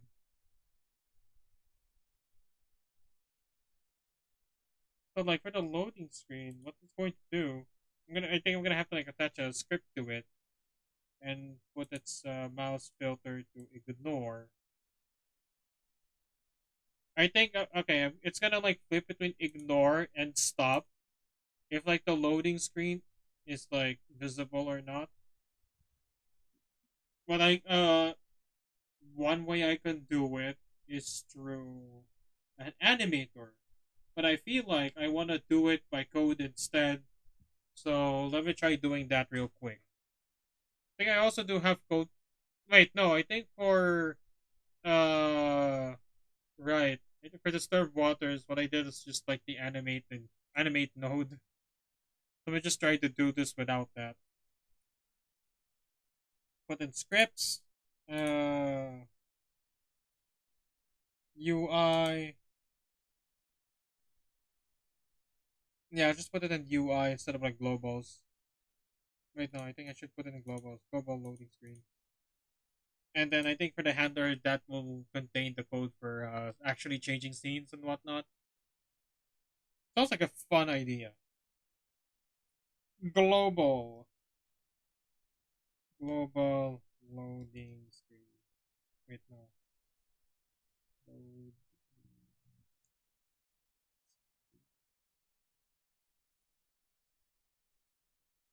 That actually extends control. Class name. Um, global loading screen. For the actual global itself, it's just gonna be a loading screen.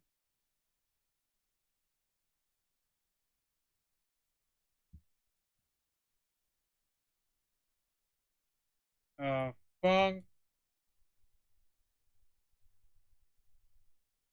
play loading screen. Okay. Wait. Hold on. If the loading screen's playing,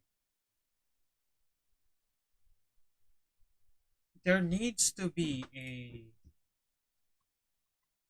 Hold on. No, I'm gonna worry about making signals for it.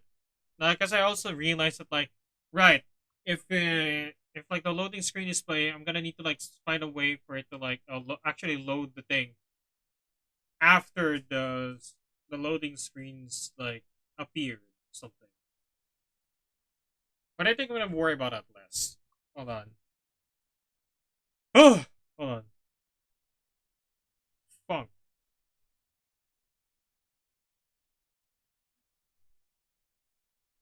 play loading screen function, uh,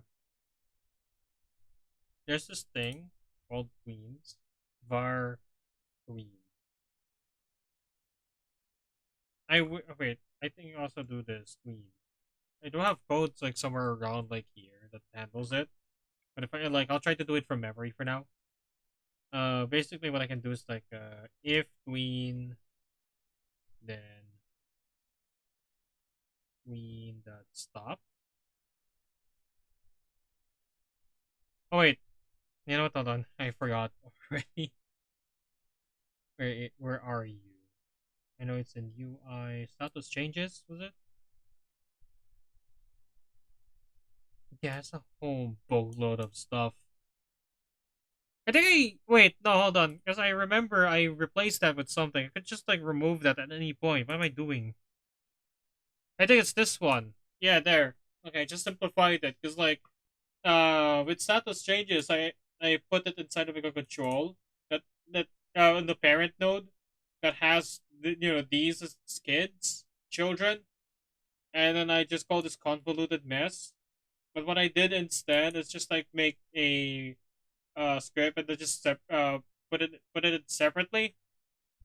This is the thing I want. Wait, tween status next. Wait, no, create tween method. Wait a minute. Is this it? Oh, hold on. Pod. Yeah, that. Yeah, dude, jeez. Okay. I created this one during like when I was like doing beta 5 before PGDX. Uh, I don't. It sounds like a mess after seeing status changes and decided not to go for that, but I went for this one. Because like what I did for main game is I made the HUD as its like own scene by itself, and I feel like I kind of regret that. But at the same time, it also allows me to like drag and drop stuff, or to like completely replace HUD with something else, as long as like the things that goes inside of it. Hold on, these. Oh wait, no, hold on. Because like I know like there's like stuff that are calling like things inside the HUD. So if I just attach all of those to like a new one that also has these, then like it'll be fine because it's not too dependent on like the actual things. It's complicated to actually try to put out there. I'm trying to look for something. Wait, is it even here? Did I implement it for Blorbo? That's my. Oh, hold on. Or was it actually that one that I just opened? Hold on, let me just close down some of these for now. Because I know if like, wait, hold on. You know what? I can just consult the docs. What am I doing? Godot for Queen. There, Queen. Because I know that like, oh, if you wanna like stop and stuff, yeah, Queen that kill. It's called kill. That kill. There. Aborts all twinning invalidates and stuff. That's good. And then calls Queen.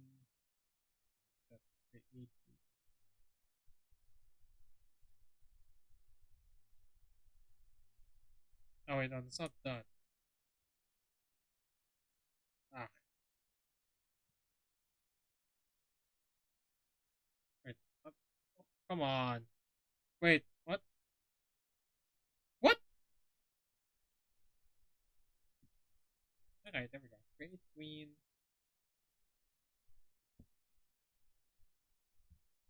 Okay. What is it?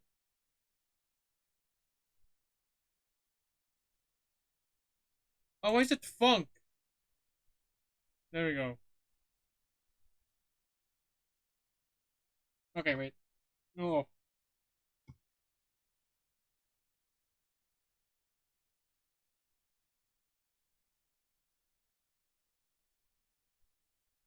Wait, Queen is equal to create Queen.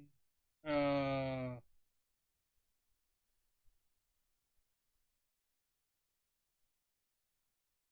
wait, what am I looking for? Feels like I'm cuckoo. Hold on. Queen, create queen. Throw the queen again. Queen that queen property. Object self. Property modulate. Why do you do that? Final value of 0. Wait, wait. I remember I did something here around here somewhere. Time display status label. Oh no, I think that's like the oh that was the change there, change label. This is what I was looking for. Yeah, there if twin is twin dot kill. Twin properties modulate color modulate 00. Okay, well cool. That's what I want. Color modulate and then 00. Wait no. I think it's supposed to be 1.0 then.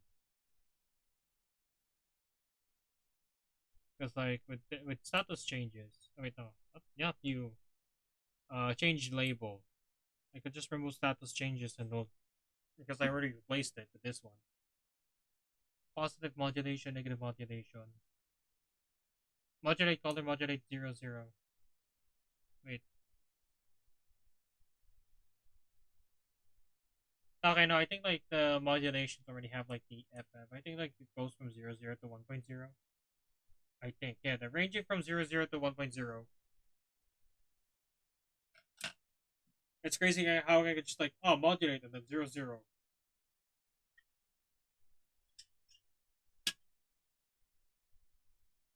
I don't know how I came up with that.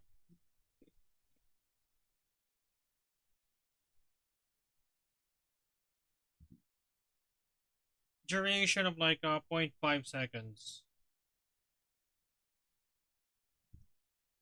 Hold on. I can make constants out of that. Hold on. Let's not use magic numbers as much as possible.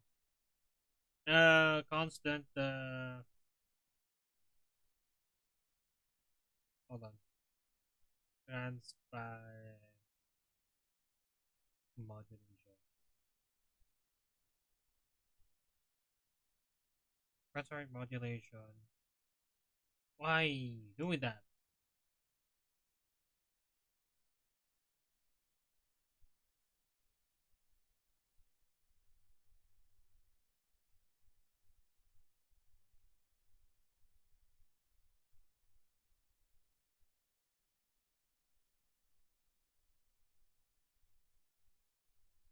1.0.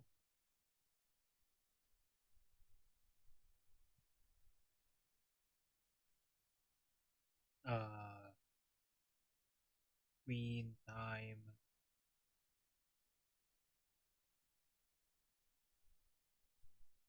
0. I don't need to do like 0.5. Oh, why is it K5? Why? What? Replace that. That's not good. That's not good. There we go. Screen time. There we go.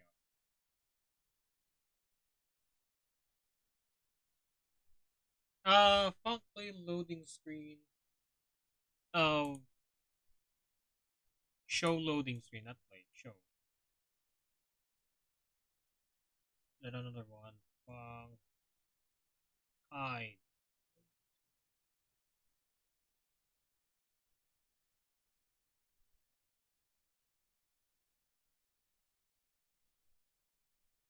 Of course, I'm gonna need to like put this in.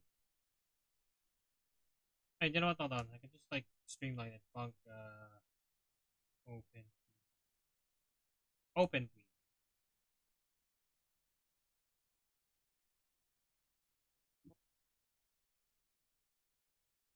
Just call this instead. There you go.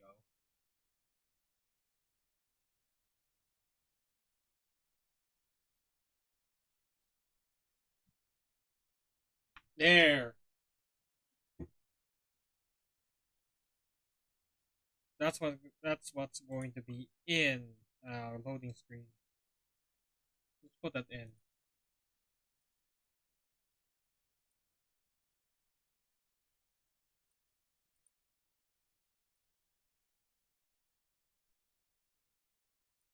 global loading screen.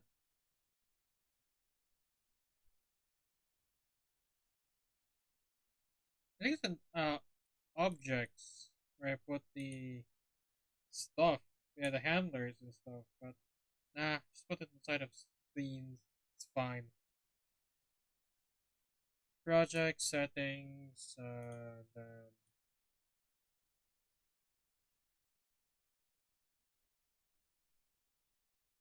objects. UI. No, not UI. Hold on. Settings. Wait, no, wait, no, that's not there. My scenes. What am I doing? Loading screen. There we go. Loading screen, and add it. Loading screen. Okay.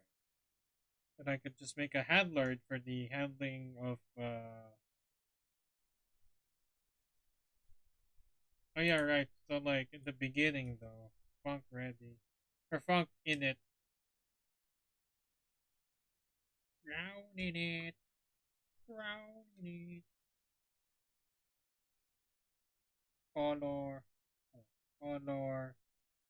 Modulate, and then transparent modulation. Okay.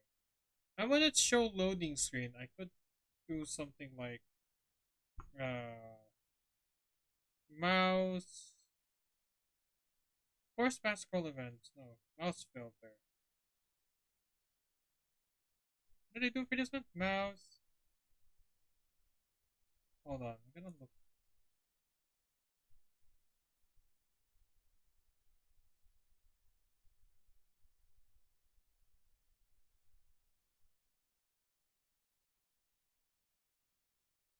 There we go.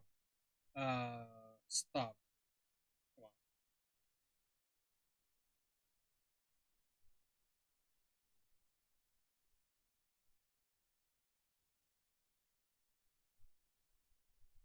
There we go. Mouse stop and mouse.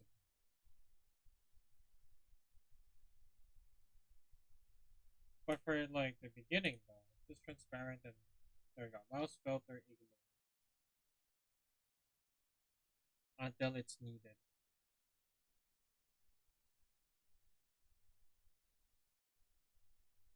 Ordering, that's gonna be like 999 or something like that.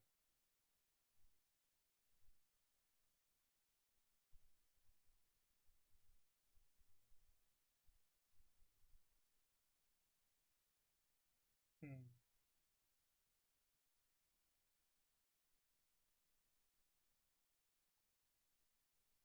Hold on.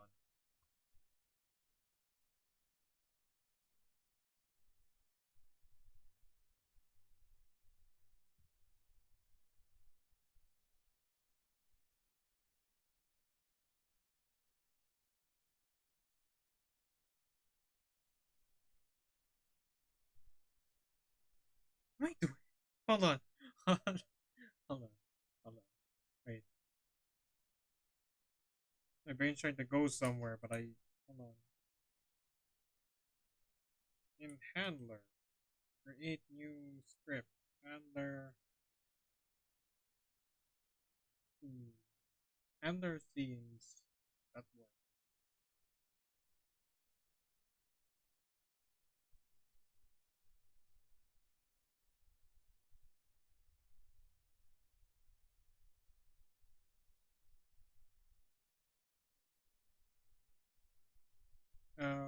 Scene. Something like that. Hmm. I mean, handle scenes for me.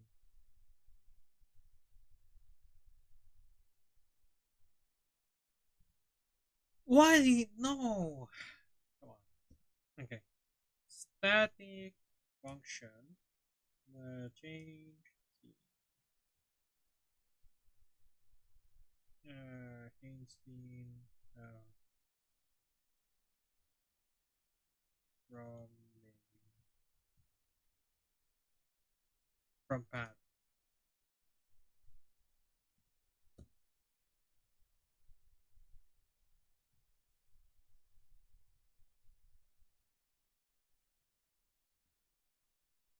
and then we could pull up the loading screen. Show loading screen, and then path is never used. Okay. Loading screen, show loading screen, and then scene. The scene tree that change. No, it's not that. Not scene tree. It's something else. I remember. Godot.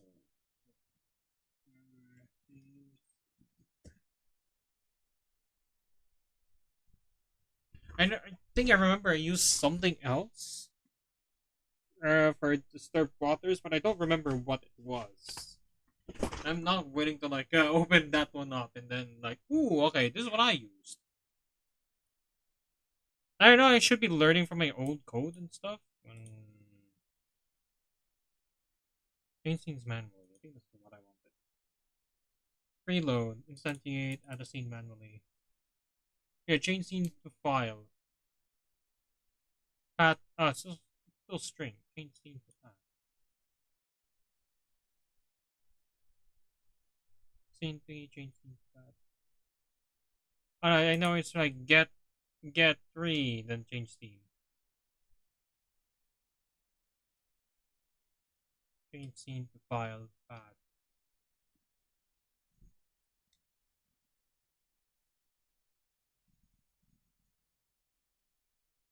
Cannot call non-static function. Get me from the static function. Change me from path. Okay. Well, that's awkward.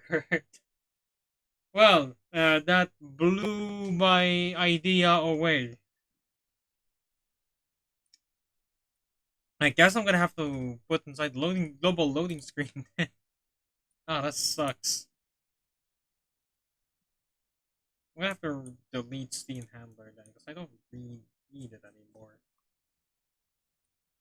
Put it here. Change Steam from path.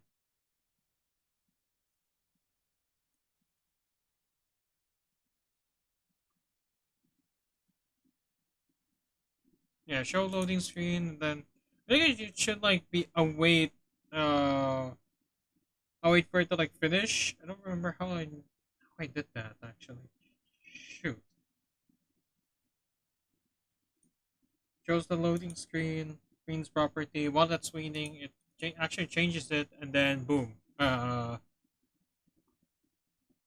I think I'm gonna have to like pull out the code from Disturbed Waters then, huh?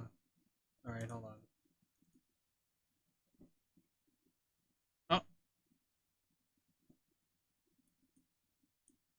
Oh, there you are. All right.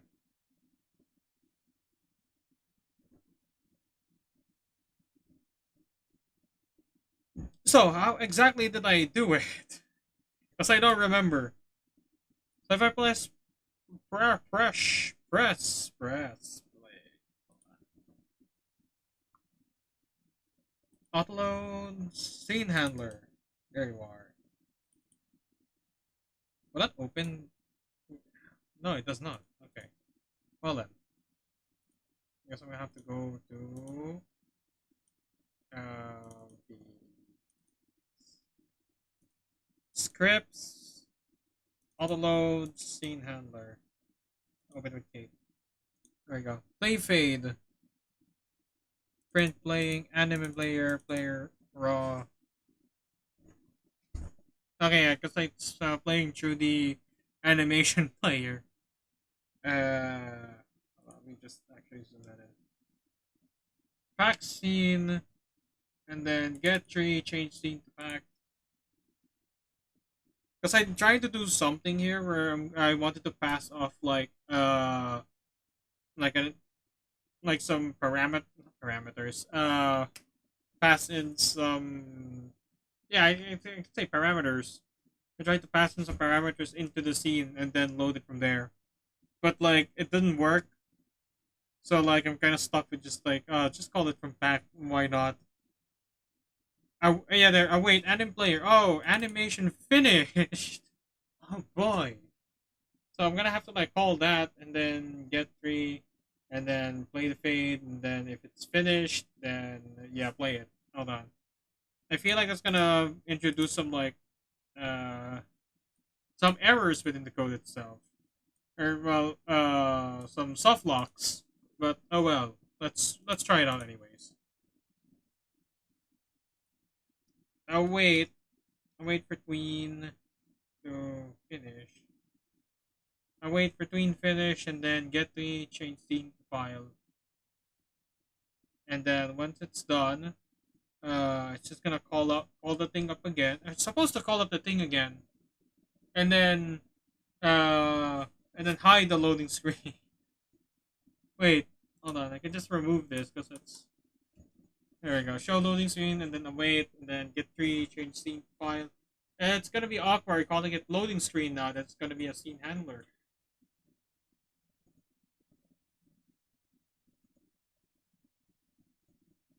Well, crap.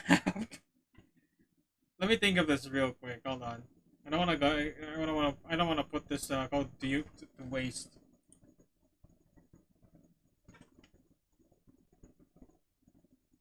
Hmm. So you get I call change scene to file. I guess I need to like find a way to like find out if it's done loading somehow. And if it's done loading, like maybe say from like await and scene finish loading, something like that. And then calls and hide loading screen. Hold on. Is there anything like that? Hide the existing tree.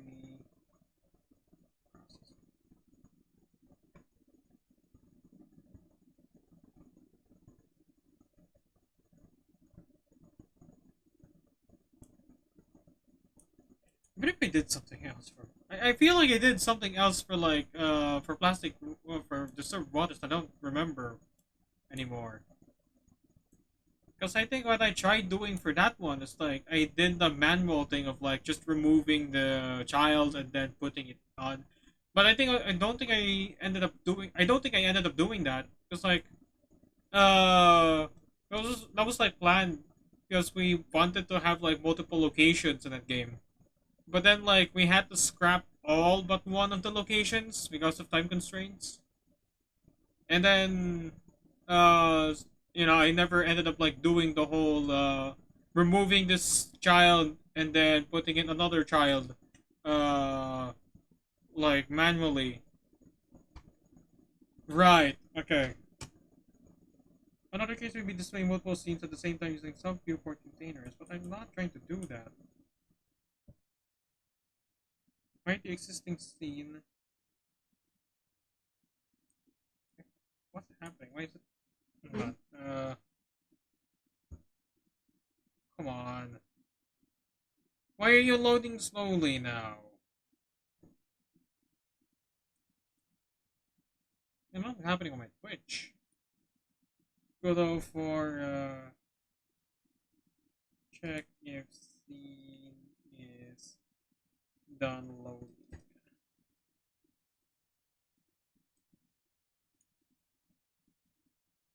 And we could just like do something like connect the I mean I could do that because I think I actually did that one where like connect the like going from this one. Yeah, play fade. But it's only like called once in that thing because if I remember correctly, it's also calling the scene handler to play the hide thingy when it's ready. Wait a minute. Yeah, that's wait. Okay. Yeah. Actually, wait. I could just do that. I forgot. So like change scene from path and then funk. Hold on. Change scene from path.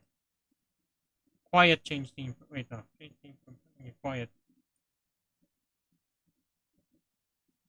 Quietly from path. Which won't call the. There we go. It's not gonna call show loading screen, but that'll be like awkward if it's like you're going to hide the loading screen.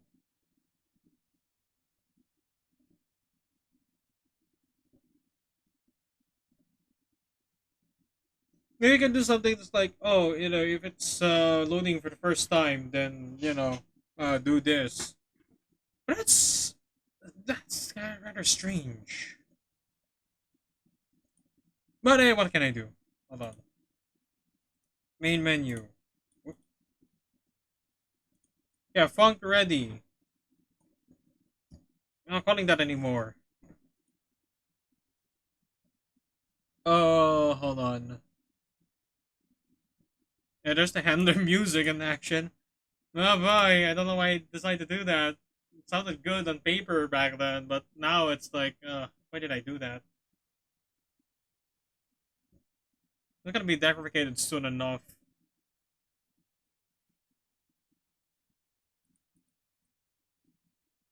Wait, that's it? That's all it does? I'm surprised.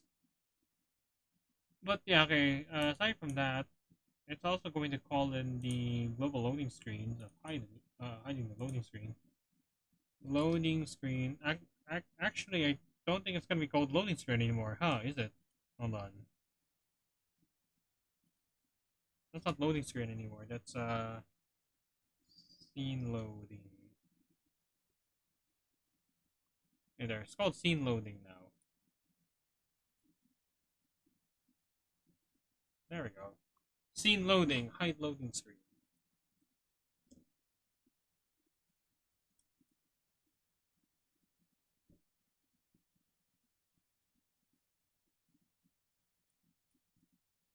And then I should like change something. What was it again? In global? Hold on. Global settings. Var settings. Var. Uh, Loaded. Var first time. Bool. True.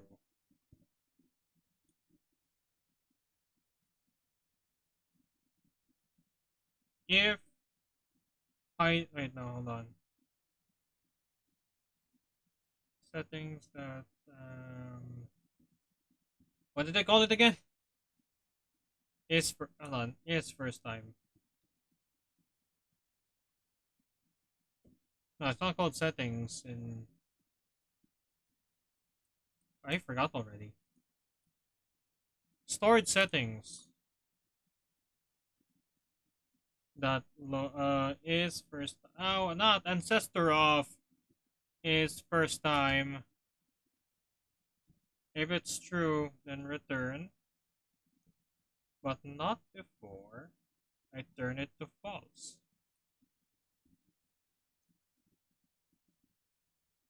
So that way, hide loading screen won't be played if it's the first time it's loaded, and entire game, I guess. That's not like oh this is the first time the player plays. Well, I guess I'm gonna have to like change the name later on.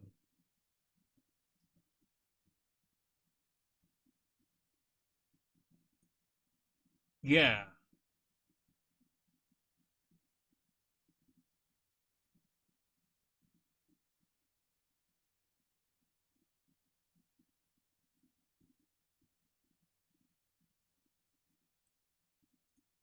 Hmm. Yeah.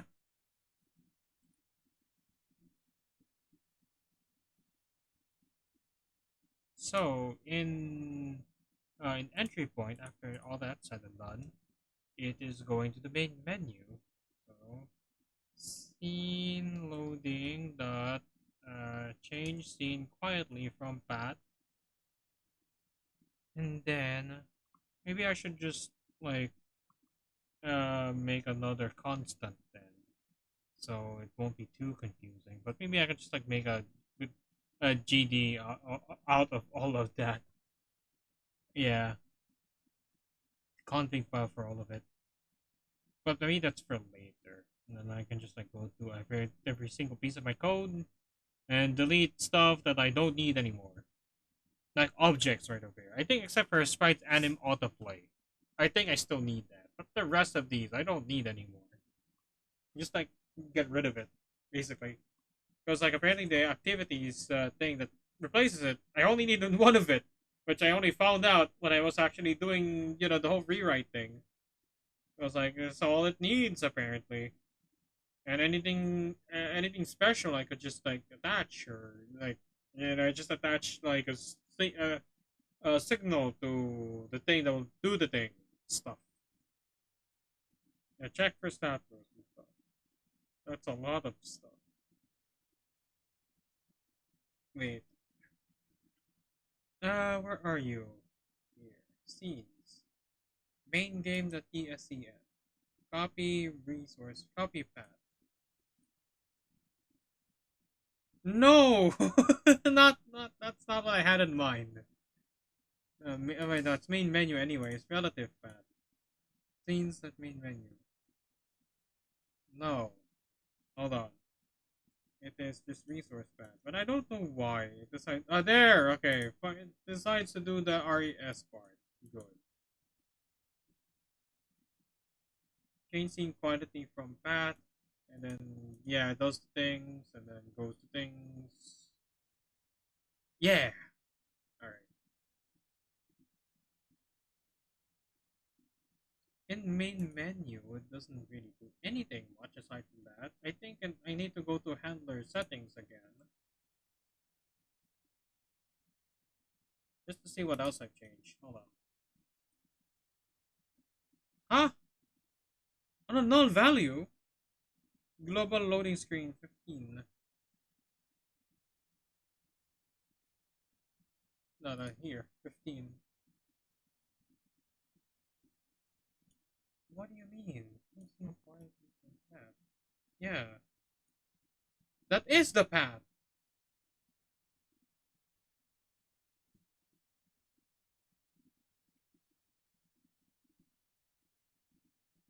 Change scene quality from path. Controller icon. Huh. Press C in the main scene's main menu. That's supposed to work. Why is it not working? Is 3 not yet the thing yet? Hmm. What if it's like ready?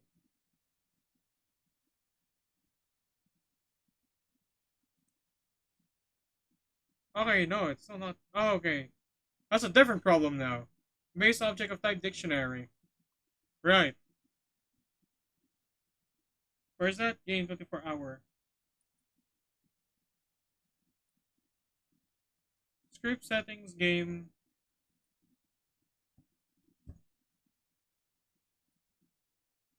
Game 24-hour. Oh, okay, here it is. The check button. So I'm gonna have to like replace all. This is what I was referring to when I.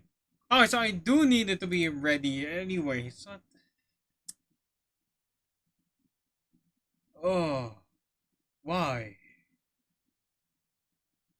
Why? Why? Why?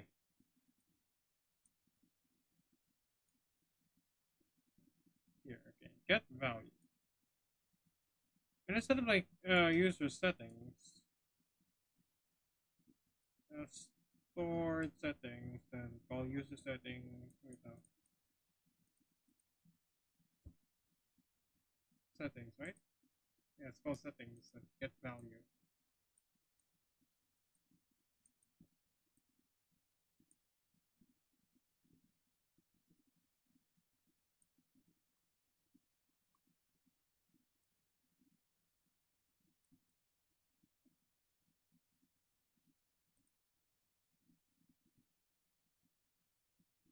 Ah, there you go. Okay, that's one down. I'm changing it to from an ini file. Game speed. I don't think I'm going to need this one anymore, honestly, but sure. The same formatting as like the other one.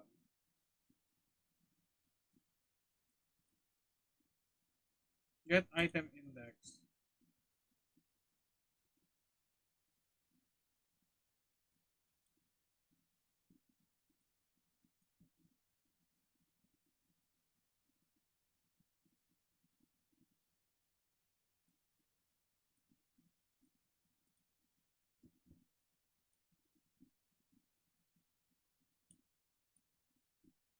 go. Set value.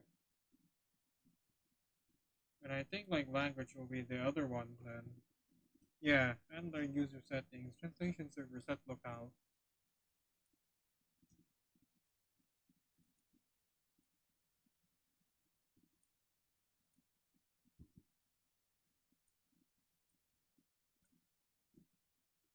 There we go.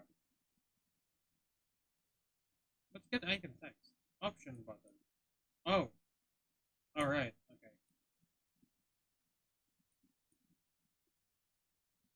I guess that's it for the main menu at least. No, okay. Get item index and base option. Cannot convert one from nil to int. What do you mean? For this one, right? Get item index, stored settings, get value, game speed. What? Hold on.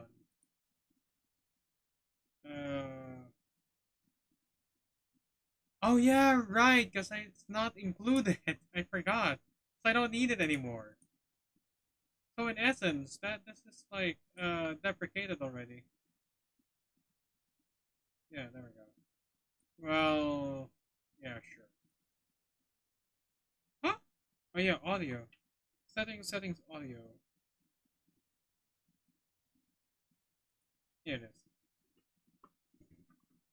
Where's the? That's my favorite handlers.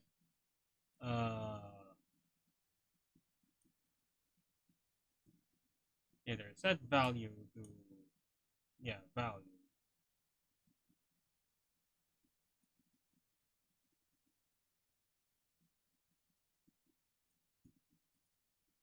And then get settings, return, stored settings. Oh, wait, forgot to change this. Good thing I caught that before anything bad happens.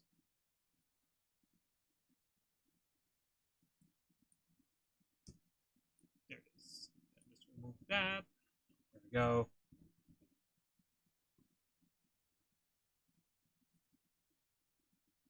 Oh, more. Display wind mode selection. Settings display. Wind mode selection. There we go. Again, I don't know why I do this to myself sometimes.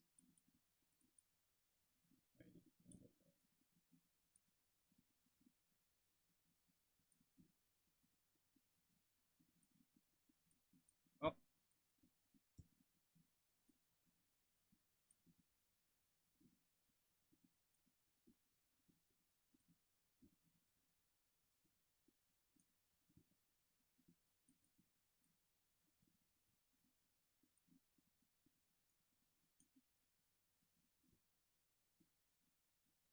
There we go. Okay. It's like slowly replacing them one at a time. What? Wing mode selection is still.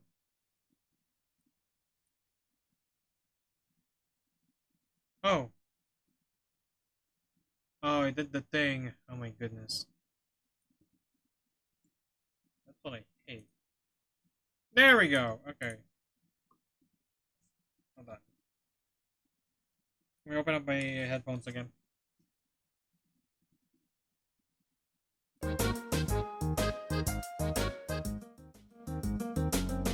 Currently, I don't have anything to like save the whole. Oh. Yeah, I don't have anything to like. I need the apply button on options then. If I want to like continue down this path. And if it's like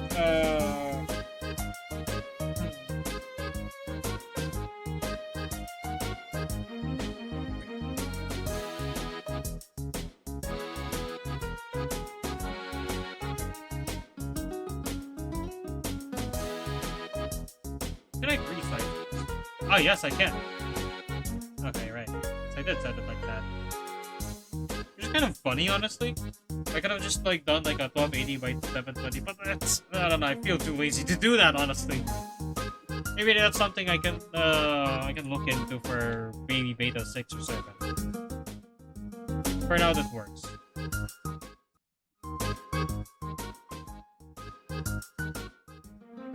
Huh.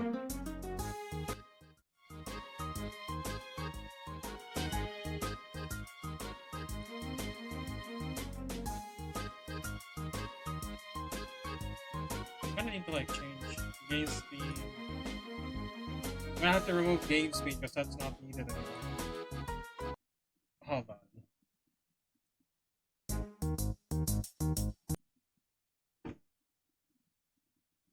Main menu, options, and then speed. I'll just turn that off.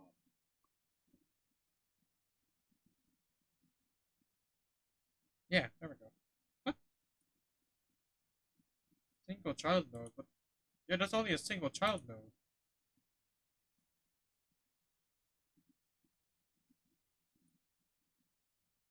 It's just a marching container.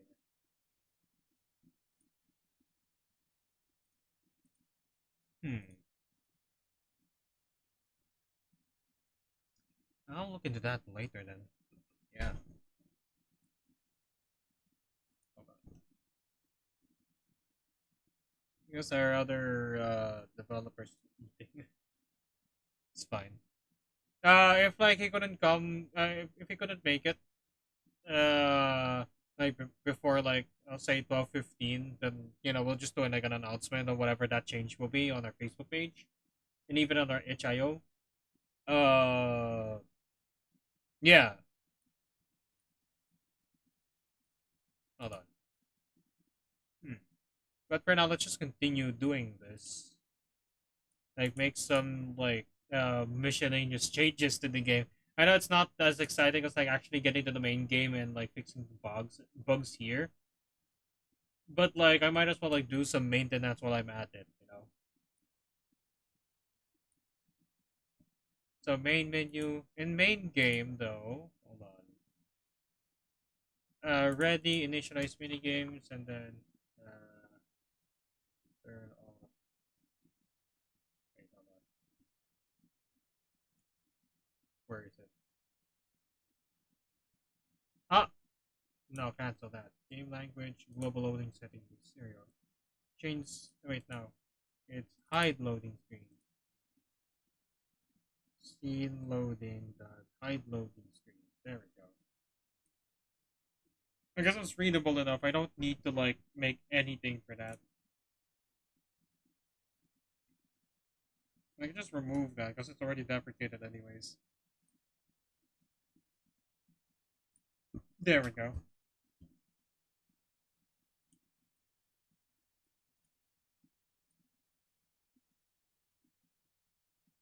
I just like the whole homework total question thing is a total hodgepodge for now. Because I don't think I implemented that correctly. Because what I was supposed, I'll look into it, but it's kind of like tricky how it goes like from this to like the actual minigame itself, the question minigame itself. Yeah, it's kind of nuts. Time limit 26 times 4. Oh yeah, right. Because like I also did something that like uh so how it computes now, it's like through quarters. So like you know, a quarter in an hour, it's like 1 out of 4. So it's like 26 times 4. Yeah, that actually kind of works. And it stops at like 2 a.m., which is cool. Time limit hour, time limit. There's a lot of like stuff I have to like comb over and then like make some necessary changes. So like quality of life in the code base is actually really good. Hmm. And I'm like, okay, I think I can delete that now.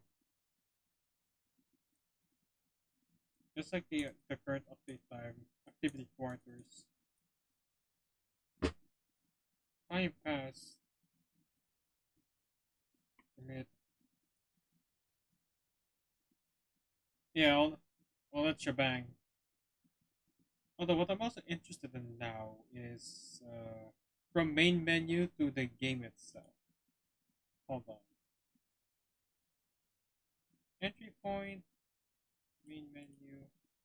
Which is the one that actually like goes into the game itself? Display button. Oh, okay. It's already like its own change scene thing. Okay. Well, instead of like doing that, it will be something to the effects of scene loading. The change scene from path 15 pat, and then I'll just comment it down just in case anything bad happens. That's what I always do. Oh, all right. Okay, hold on. We need to play from entry point. There we go. Oh. Oh yeah. Okay. Well, here we go. More shenanigans. UI HUD. UI HUD time display. Oh, it's time. Here. Yeah, this.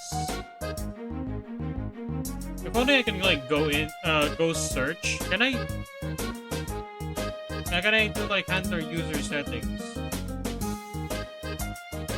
Ah, yeah, there it is. Okay, so I can do that. I'm gonna have to close the game because I think it's going to like override whatever changes I made. So handler user settings, that will become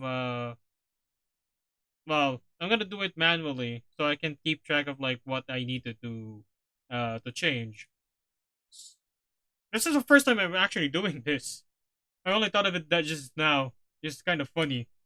Where is it? Time, right? Okay, so I'm gonna have to like change it this get value game turns to that and then that. Okay, so I'm gonna be in stored settings.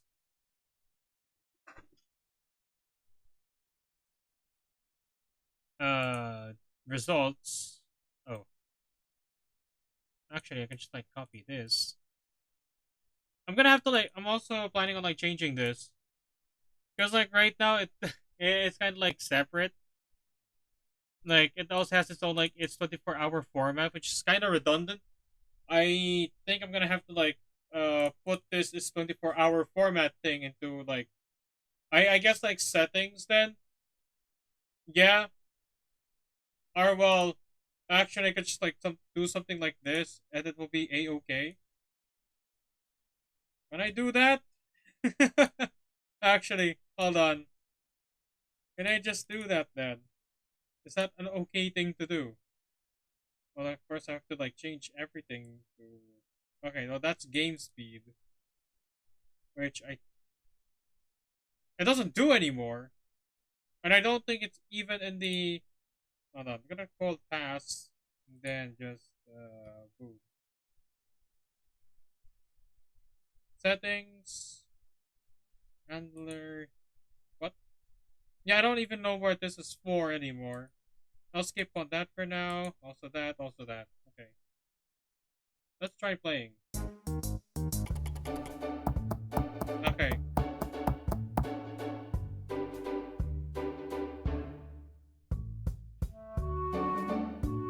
Actually, I think it's saved.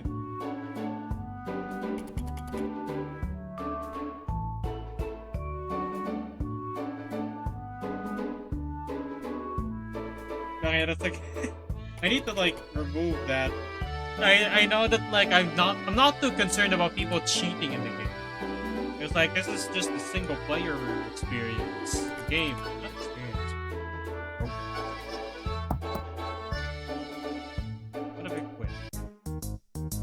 Okay, I'm gonna have to like change that as well, actually. I think loading screen. Can I turn that into a wait? I don't think it's a good idea now, is it? Because I'm gonna change. I wanted to change it to a canvas layer, so everything's just like. Wait, what's the maximum? Huh? I guess I don't know. We don't know.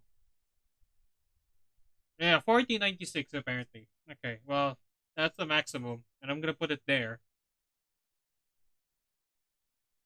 Alright, well let's play through the game again. Okay, that's weird. Why is the pause menu like way above? Visibility, ordering. Maybe I don't want to do Z as relative.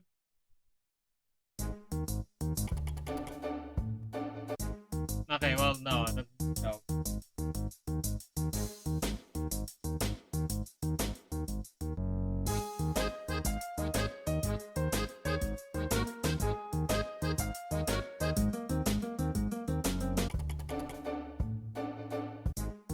Okay, goes to the PGX demo. Okay, I'm gonna have to change that. Hold on. Pause. Quit. I think yeah, it's also just calling change scene. So main menu without the PTDX part. There we go. What?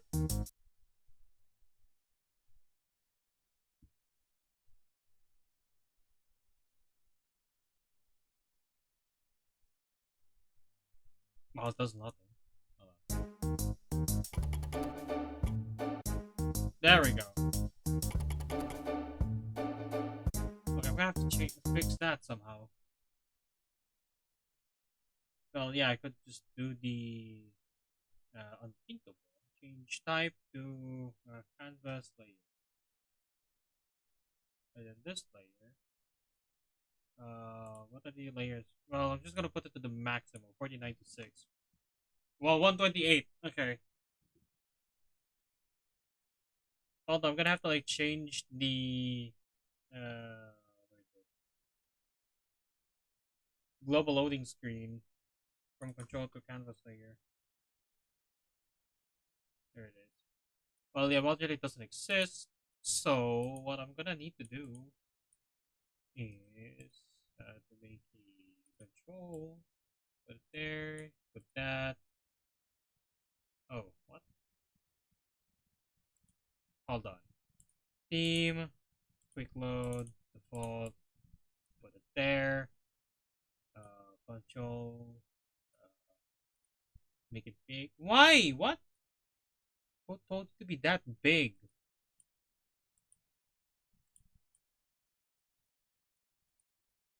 There we go. Okay. Oh, what? Wait, move. There we go. Okay, so I'm gonna need to like change that because it doesn't have its own modulate uh, thingy.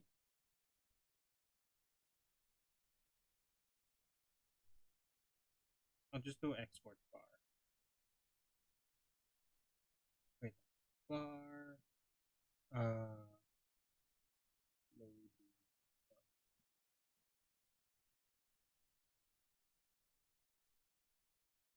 is equal to. Wait, I think it's supposed. I'll just do it like an export. I like in case like I want to like change the name of that thing. I don't want to like. Yeah, control node. Yep, there we go. Now everything that's screaming for my help.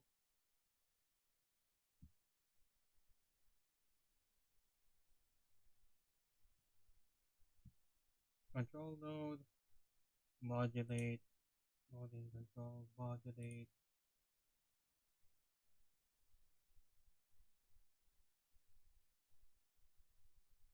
What? Mouse filter not declared in scope. But it was working fine before that. That is a control node. What do you mean? Modulate not declared in current scope. Huh?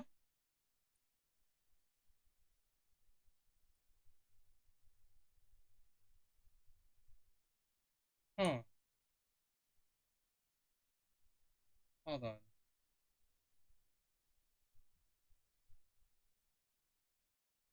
Oh, you liar.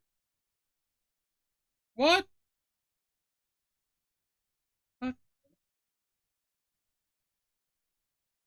Why is it not declared in current scope? What do you mean? I can't even set it because like it's errored. Huh? Okay, what if I remove the export part?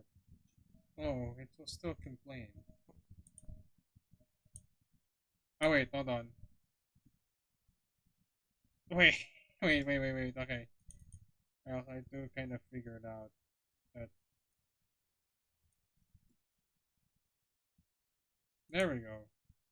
I don't know about this one. How did I get mouse filter past all of that nonsense? Hold on. That mouse. Yeah, there's mouse filter. What do you mean? Mouse filter. Ignore. What's the difference?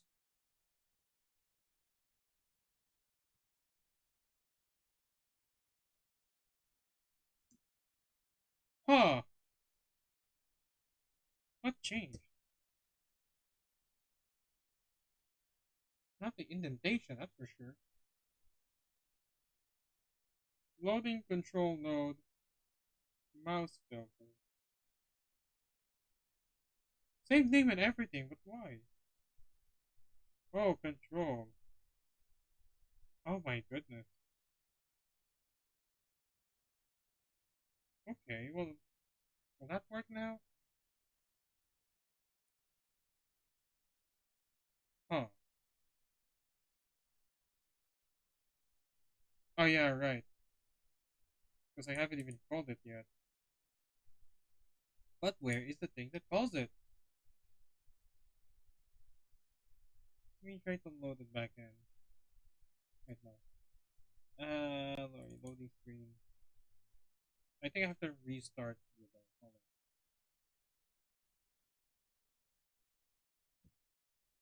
on. I just have to like do a it doesn't really work with like Wayland. Yeah. There.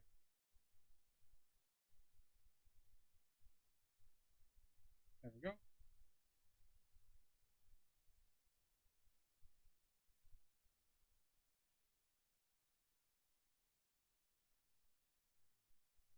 There it is. Okay, just have to restart. What? What? Still? It's still yelling for me about that?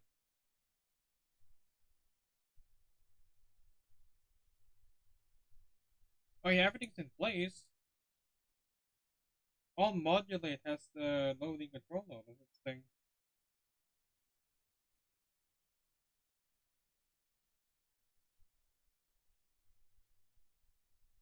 But why? Invalid access to property or key modulate on a base object of type nil. No way. No way. Hold on.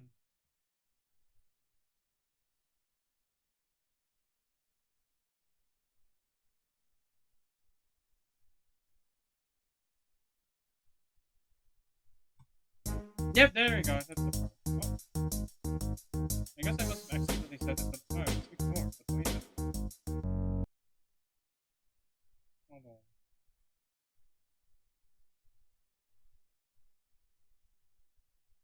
What did it ignore from? Oh, yeah, well, that's weird. Is it loading screen that needs to be set?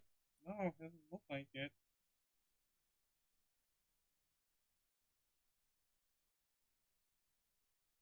Margin. Ignore. I think it's already ignore. There we go. There we go. Okay. Now it works properly. I guess that's too fast. Put it to like 1 second then.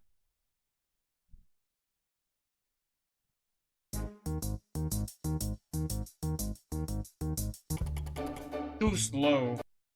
Maybe 7.5 works.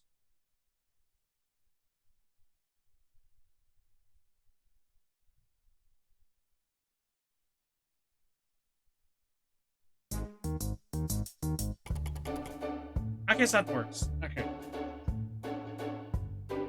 That'll work for them.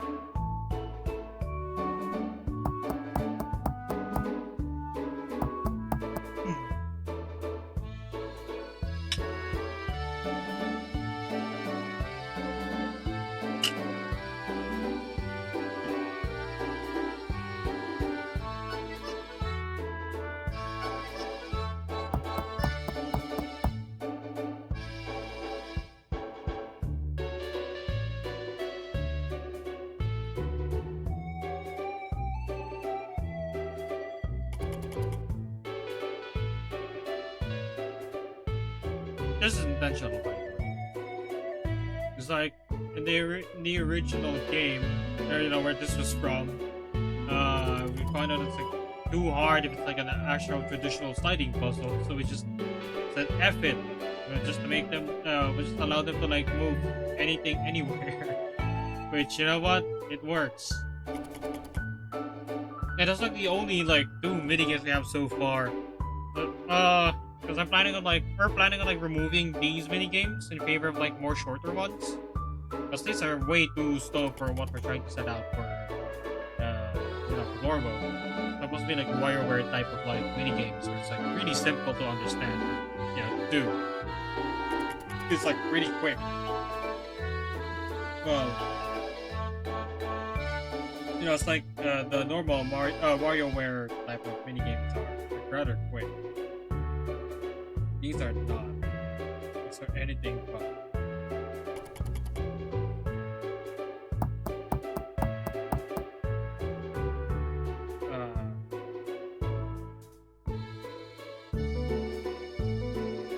So.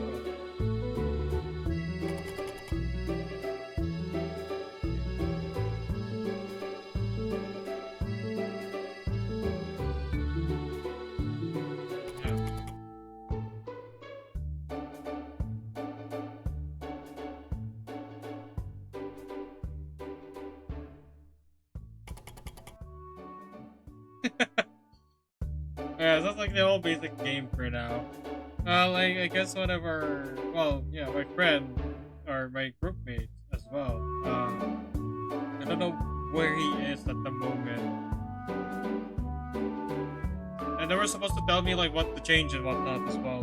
So it's like, okay, well I'm stuck here for now. That's fine. Again, I'm gonna like announce any changes that's gonna be made for beta 5 when it uh I'm not sure. Hold on, let me sneeze.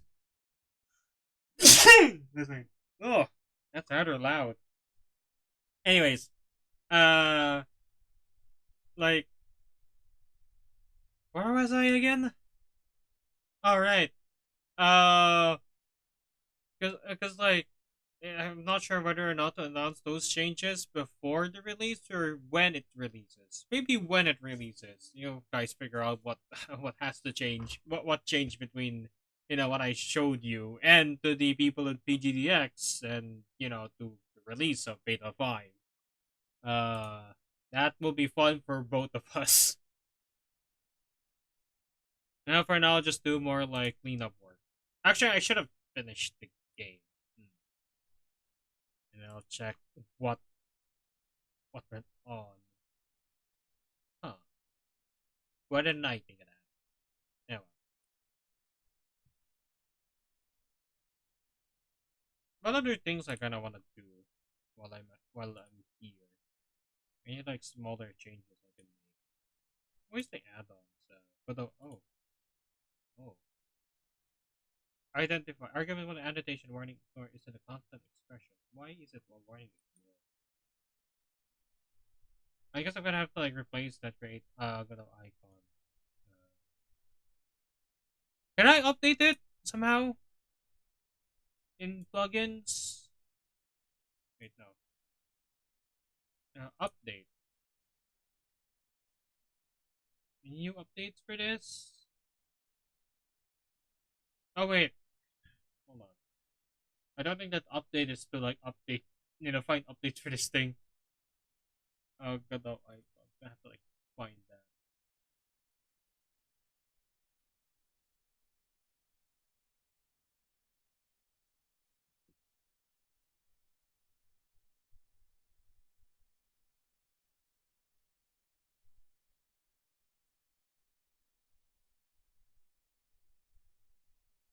Oh, hmm.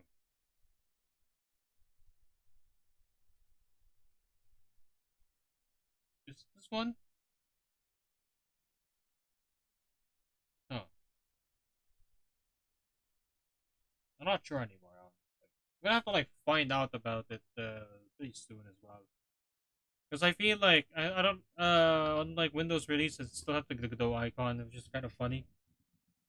But yeah, I know we're gonna have to replace it before like the final build. like in the final release.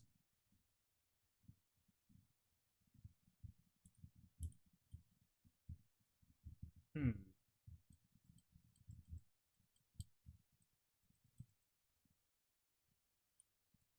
I guess this one works. Oh yeah, right. Okay, speaking of settings, I could just like implement like the options and then like save the settings in the first place. But I think like the thing already has some. Wait, not you. Not change menu. Hold on. Options, display. No, no, audio and then sliders. One of them. Get settings, change value. Settings, set value. Okay, yeah, I don't think it like saves the thing.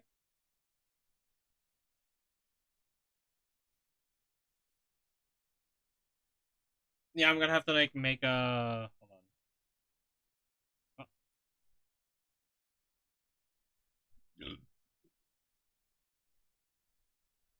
on. Hold on. Funk save setting to this,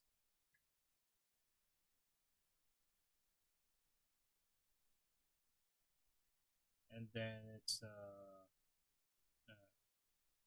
file system that saves CFG, and then what's the first one? Data. So settings, and then the next one is the path file system dot settings. There we go.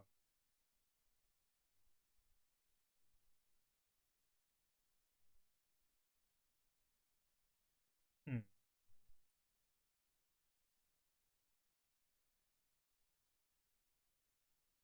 Open that for now, and then there UI apply. So I already do have a button for that. Also, a change menu, and then I have to put it the main menu or options. What's an options actually? Oh, it's this. Okay, it's settings. The GD. There you are. Okay, apply settings. File system save JSON. We're not doing that anymore. Uh, this is the funny part. It like, I mean, like at the very least though. Hold on. Yeah, there. Save settings to this. So if like I say, wait, store settings.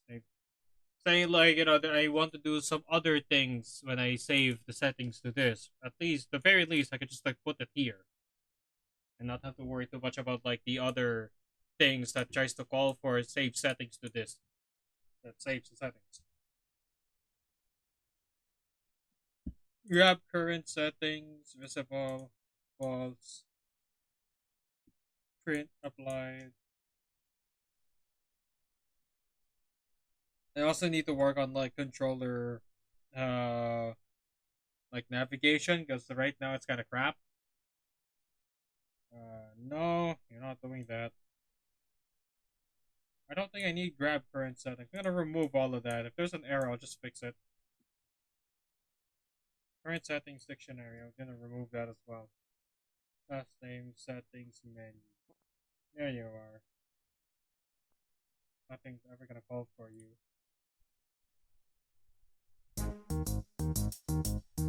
Oh, I don't have the translation files for that. That's crazy. Hold up 1 second while I try to fix that. Oh, whoops. Plastic wave. Let's go to the Blorbo. Scripts.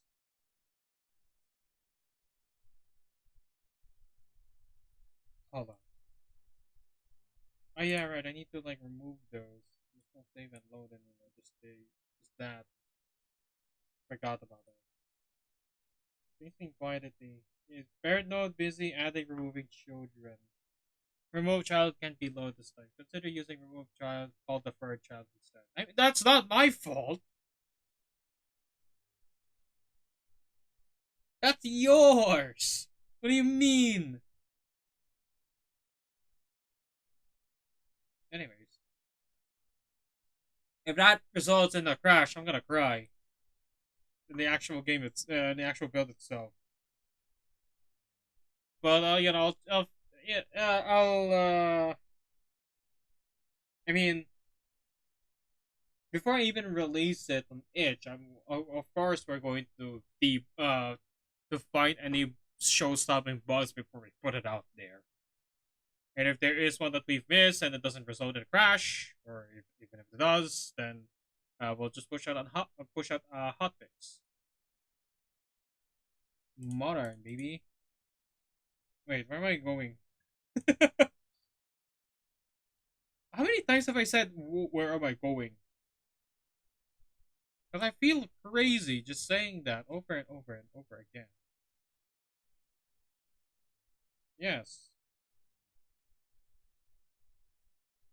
What? Oh my goodness. Okay, that's just a.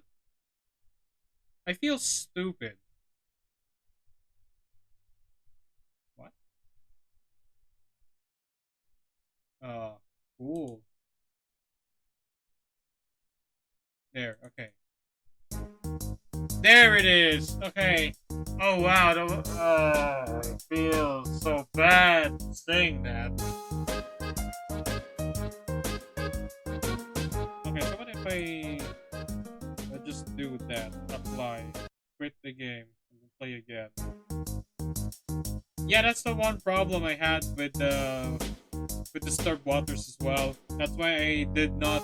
That's why I decided not to do the whole for each loop thing, because yeah, that apparently doesn't work that well. I don't know why. Why did I remove that? I needed that. Sucks, really, honestly. User settings that get value.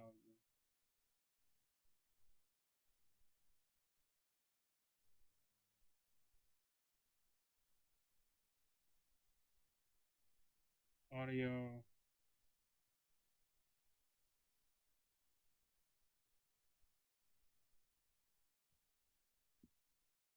There we go.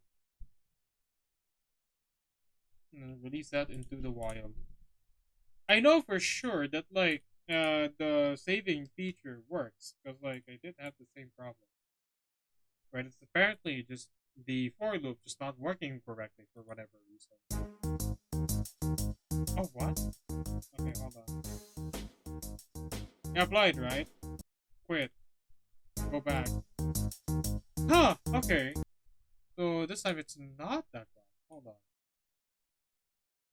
What's inside of settings and config? No, it's still that.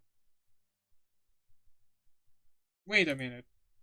Save config file settings. Whatever it's that config file, it should be saved. Hold on. Yeah, data save path. Data is the config file. And then path is the save. What?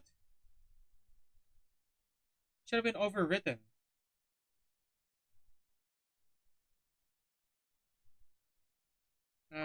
Print save.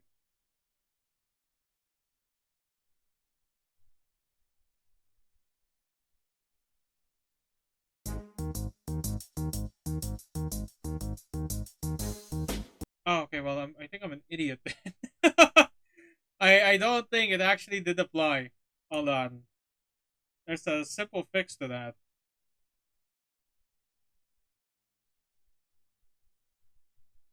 Hey, you. Okay. Wait, what? Oh, yeah. Okay, that's correct. There. Okay. I think actually like that did save my thing.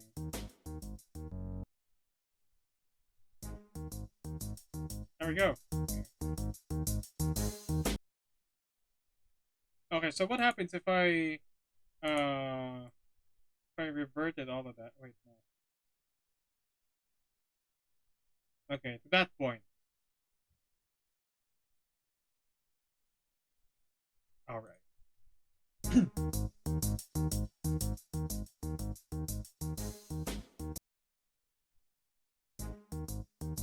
Okay, it does work, huh? So maybe there was a mistake on one of my codes then. I just didn't know.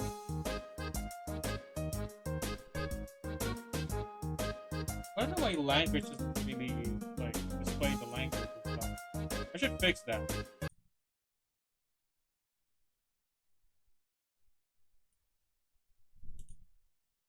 I'm sorry if this is not what you guys expecting when they said like, oh, development stream. And then it's all just me like going fiddling around with like settings and stuff and not the actual game itself. Like not the actual game logic. Because I know I still have like things to fix on it.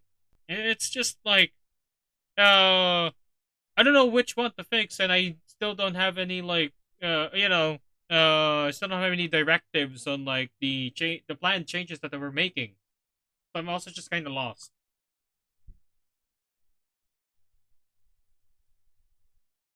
Maybe there is a change I can make before I end the stream. But first, hold on. I need to fix the here game language. I think there is a. Wait, how do you? Ah, here we go. Text en ID 0 disable separator.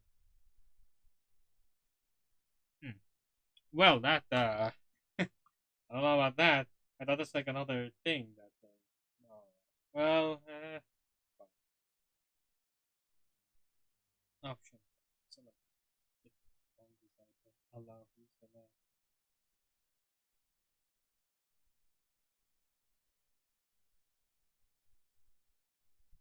Hmm.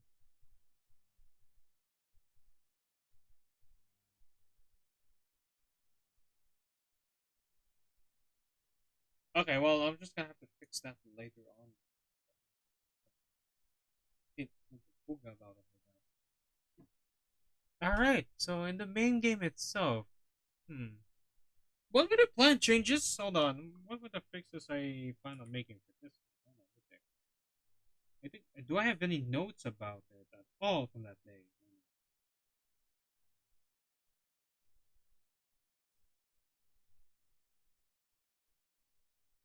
No, I don't.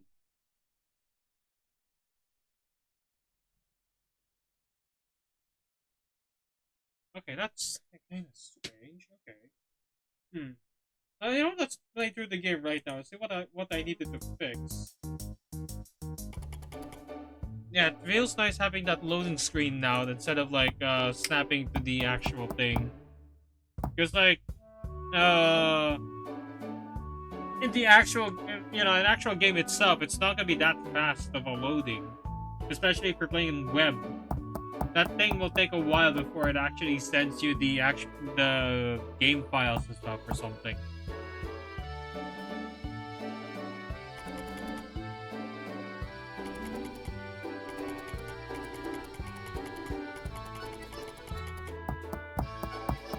I'll just do BS. I think I also gonna okay. If we're gonna keep the whole quiz thing, I would like to have like indicators of like you already have like the current one.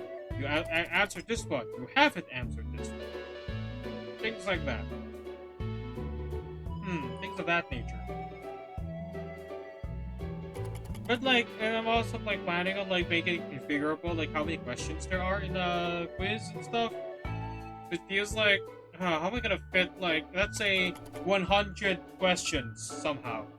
How am I going to fit that within that like small frame? It's kind of a conundrum. Kinda.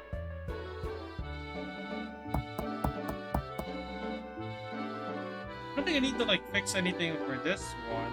Well, I still need to like make mini games for it. Well, that doesn't really need fixing.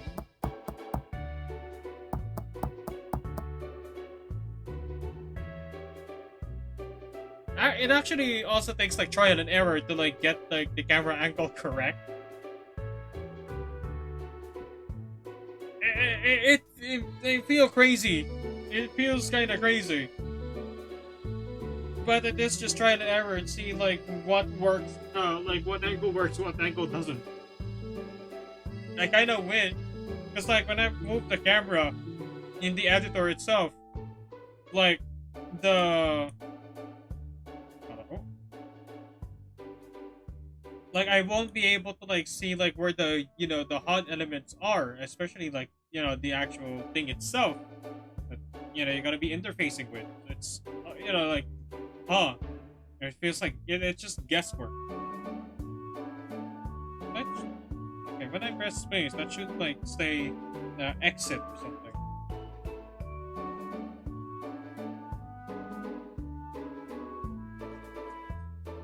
Hmm.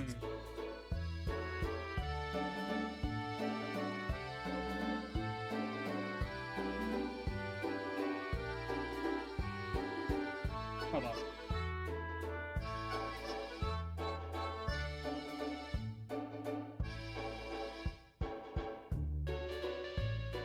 It's at maximum of like 5 hours.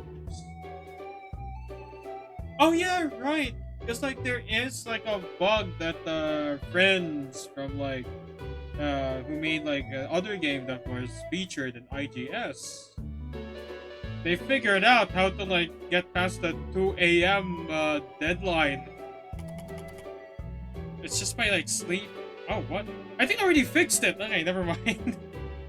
Did I wait? What? What? Oh, I think I neglect to fix. Hold on, hold on. Okay, well it's a good thing I caught that one. Like actually ending the game does not put you into the correct thingy. Hold on, where is it? Game main, is it main game? Drains update end game. Here it is. Oh, is it results then? Yeah, this is why I wanted to like oh yeah, get time. Yeah, there's a lot of things I need to refactor as well, just to make things like rather simpler, not like this. Because like what I did for time is I just combined like the integers for the hour and the minute. It's just like glue them together, not add, just glue them together. So say like 1240. So it's gonna be like a 1240 in integers. And what I did instead is like I turned it into a string again, and then just split it from the left half and the right half, because like how the way it works is that like if the hours is like hours and minutes is like single, no, just hours is single digit, then it's gonna be read like 01 or 03 or something like that, and so it's still going to be correct no matter what. This is insane, honestly, and I want to change it because it's stupid. It's honestly so stupid that I could not like figure out like a like prim and proper way of doing this. I don't know why I decided to do something like this. Maybe it's faster than the intended method of doing it. I'm not sure. But I still gotta figure out how to do it properly, you know? Time display hour 12 hours. If 24 12-hour format, I'm gonna need to like change that as well. Because like I feel like it's also like inside the main game. No, it's not main game. It's in the UI, I think. HUD, yeah, there. Time display. Wait, no, I think it's time. Yeah, because like this was if time format 12 hours, get no 12-hour format. I don't know why I do this. I think I just like copied from like the actual code. The actual code that comes with Godot itself. I should yeah, I'm also like in the process of like changing that kind of formatting because I don't want to confuse like what's already in the engine itself and what I created myself. which is like this: 12-hour format and 24-hour format. That's in time display. Okay, so it does do it. Okay. Static function. Oh, it's already okay. I think already like on my way to like actually do it prim and proper. At least results. I think it's 12 for time display. Hour 12, hour 24 hours. I feel like I want to consolidate to like one script that has like the ID, or maybe in like settings as well.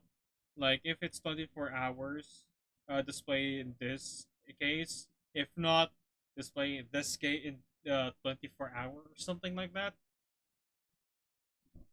I just kind of feel insane just doing this. I don't know.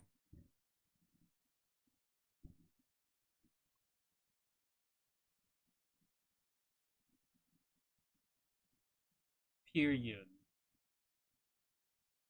Absolute hour. Hour is modules to 24. If hour if hour is less than 12, then return an AM. If not, if it's more than 12, if it's like equal or greater than 12, then say PM. That makes sense. Yes. 12 hours format. Yeah, just do that. Yeah. Well, I have return time. Okay, I think that's supposed to return a string. Should do that. If time is equal to 0, then return 12. If return time. It's just like a use. It's just like a case scenario. If like turns out hour modulus 12 is 0. Well, 12 modulus 12 is 0, of course. But since it's a 12-hour format, I need that 12, the number 12. So 12 a.m. Yeah, hour 24 is just that. Nothing special. Good. Okay, actually, I think they're supposed to make integers. If there's any like crashes because of this, I'm gonna have to fix them, which is fine.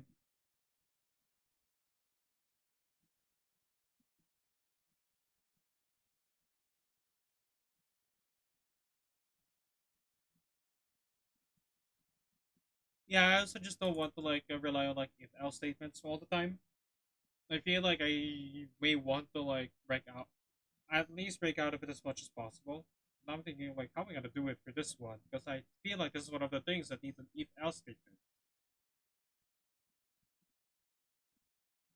Update time. Why does it always show the period? Because like it wouldn't make sense otherwise. Because like there's no way to change the settings currently mid game. You have to exit out of the game and then change it there. Which I plan on like add an ability to add that kind of thing into the game. But still, doing this is I don't know. I feel like there's a better way to do it. Turn off tick timer. Emit. Oh yeah, right. Hold on, I got sidetracked. Hold on, because I need to do. Hold on, I need to. Let's just change scene temp. Well, I don't know what that's supposed to be. I think I can remove that later. No biggie. Wait. Objects, mini games, menu. I think it's supposed to be inside of game. So when I press, oh wait, hold on. I think I overlooked a very simple thing that's within results, and it's the end game. Okay, it also has a button to restart the game. Yeah, here end game. Oh wait, hold on. Change scene. Where exactly? Oh, change scene change that emit. Where's that going? Hold on. Need to find the paper trail. Change. Oh, changing tab. Okay, so that's what I use it for. Okay. But why? Why did I do that? Why did I do that to myself? EGDX, thanks for playing. I'm gonna have to remove that and then like reinstate whatever this is supposed to be. Change scene the GD. Quit. Main menu the TSCN. Oh wait, that's pause. Hold on. Do I save? What did I do? I don't think I did anything. I'll save anyways. And I might regret that later. That's later me problem. I don't know why I decided to do. Oh, button the GD. Probably this is why. For the controller button. That's stupid. Yeah, it's for the controller button.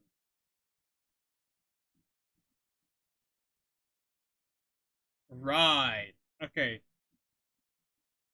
That's why it necessitated that thing. But it shouldn't be that way though. Because I can just like do change scene, so I can just like pull up the. Oh, there's gonna be another like thing I have to like keep track of. What's like a more permanent solution to this problem? So I do like the idea of like you press like a button and it ends the game immediately.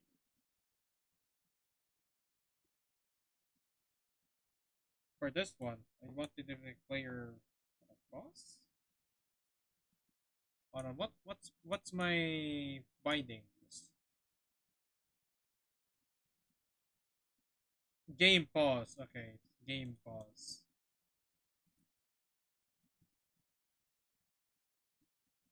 There it is. Escape. End game. The restart. Oh, okay. Well, change scene to GD. The controller button though, it can be uh layer. Okay, it doesn't work that well if it's like if it has to like this. Hold on, changing the GD. Yeah, it's like it extends the controller button and then oh yeah, this is the thing I use, but it doesn't work properly. Which is sort of weird in and of itself. And hold on. Gonna have to remove that. What? Oh, I removed those by accident as well. Okay, well, my bad.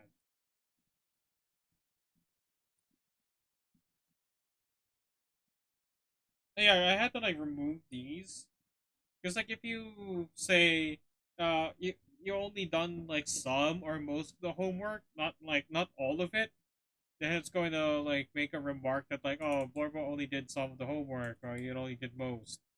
But I had to remove that. Well, I think it's gonna return later if like it times up and then it still so happens that like you still have like 10 questions left or something like that, something to that effect, hmm score multiplier. Yeah, this is the one thing I don't really understand. The math, I don't really understand that quite well, honestly. We're gonna have to like hold that down to like a science later on, and that's what yeah, I want to like fix for beta 5. It's the actual scoring system. But what happened is that like wait a minute, right, mini games, we planned for that and then implemented that instead. Another funny thing to note, homework progress. I'm gonna have to remove that. Okay. Hmm. Yeah, there's like special things for like oh if it's time or if it's home for homeworks because those have like different things to display and I don't want it to like crash out because like it's not compatible with whatever I'm doing like down here, like final scores and stuff. Score multiple. Wait, hold on. End game remark already. There was like another one that was like wait, yeah, that's just for debugging purposes. Yeah, so that's like how I test like the times and everything. I feel like I want to like make a separate like app or game to like uh so I can experiment around with like what's the best way to do it. like graphs and stuff. Like, oh, so this is what happens if you have like low energy and stuff. Because like right now the whole game relies on like these three, well more like these four actually, to affect the score in a way. Hmm.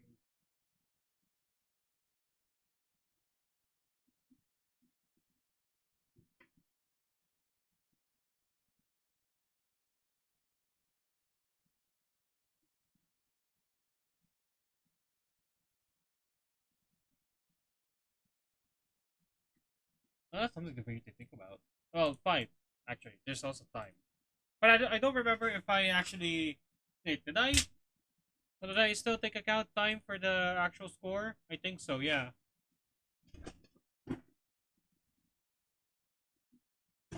End game results summary. This is another thing. Like right now, it's so hard coded, and yeah, not that great. I still feel like I need to fix that. I wanted to use config files for this specifically, but I don't know how to do it. So I think I'm gonna have to like just hard code it for now. Well, not a good idea, but it's an idea nonetheless.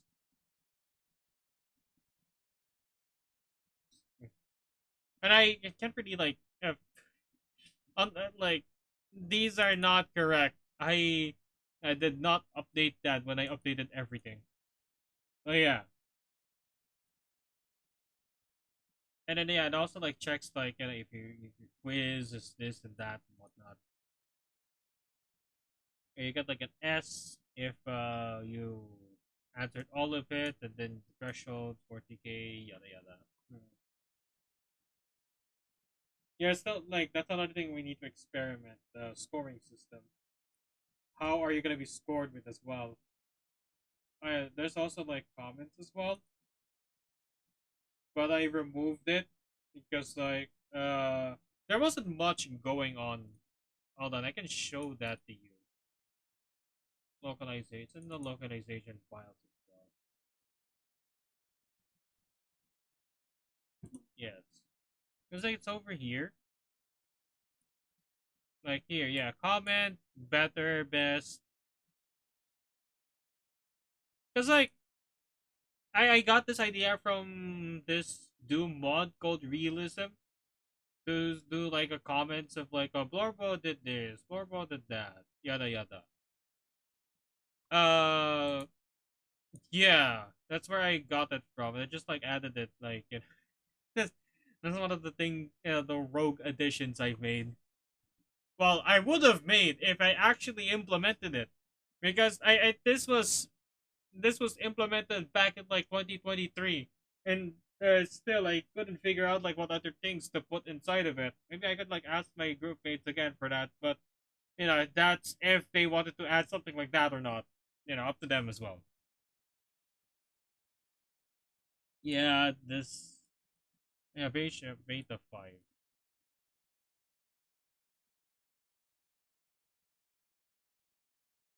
Although that doesn't really have anything for the other translations, they just added that in because why not?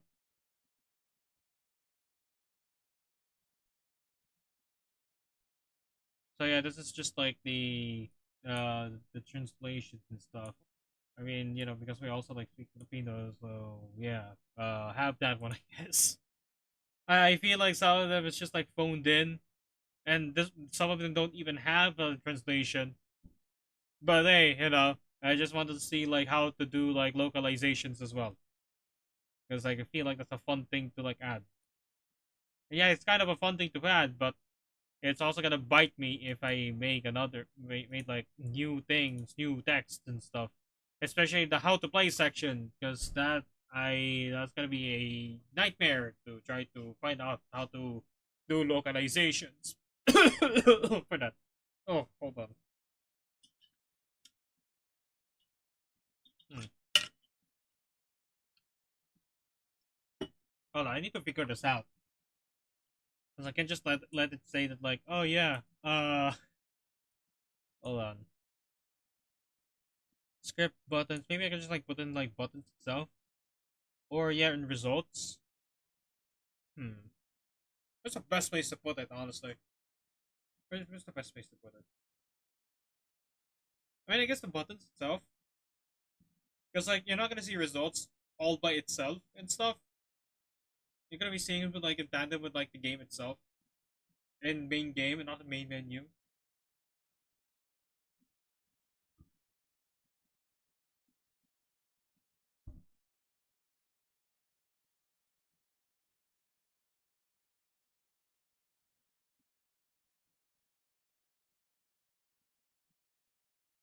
Hmm. Buttons. How many hours? Okay, I know I already, like, overtimed a lot. And my bro is still not here yet. So, yeah, I'm just gonna have to, like, we're just gonna announce it when we release Beta 5 out in the public. What those changes are. I'll try pinging him. Hold on.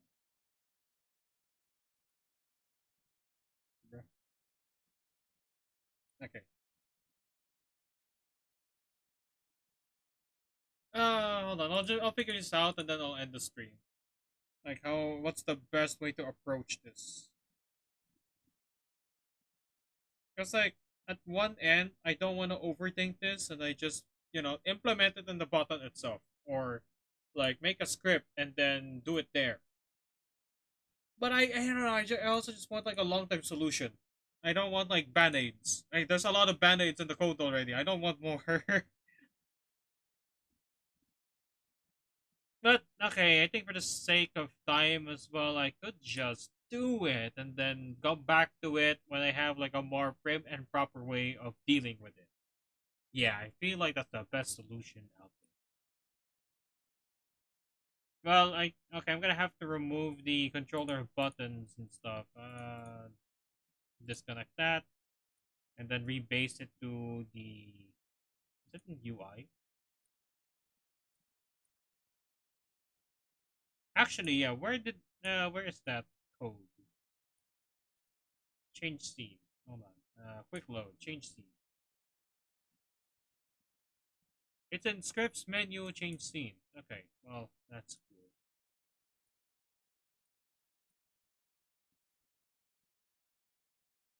Main menu.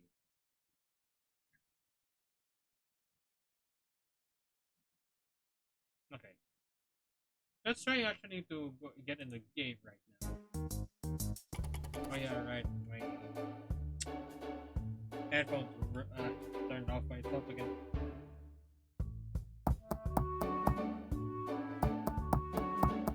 I mean, the best way to do it is just like sleep.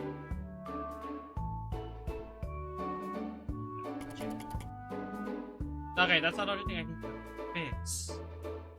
I tried fixing that, but I don't think my fix ended up working. The whole thing with the background, the sky, is also kind of a hodgepodge of code that I need to revise and make it work properly. Yeah. Now that I also have like a skip time function, I need to figure out how to do a prim and proper way to facilitate time skips. Oh yeah, okay, no, I didn't fix it. Okay, what am I talking about? Okay, no. I haven't fixed the whole, you can skip, like, the time frame if you did the thing. Okay, well, that's homework purpose. I'm just gonna answer some questions.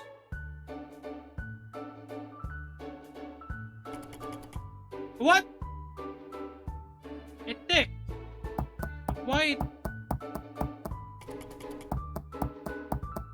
No way. Oh, okay, I can just end the game here. Okay. Okay, it doesn't really display it, but like the friend who pulled it off managed to get like a negative score, which we found hilarious.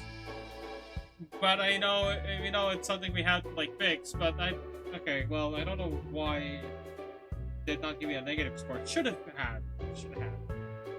Homework result. I got like half of it correct. Brother, I pressed buttons randomly. What do you mean I got it correct? I got 10 of them correct. Okay. Pressing escape doesn't work. Okay, so at least we know the whole. Oh, hold on.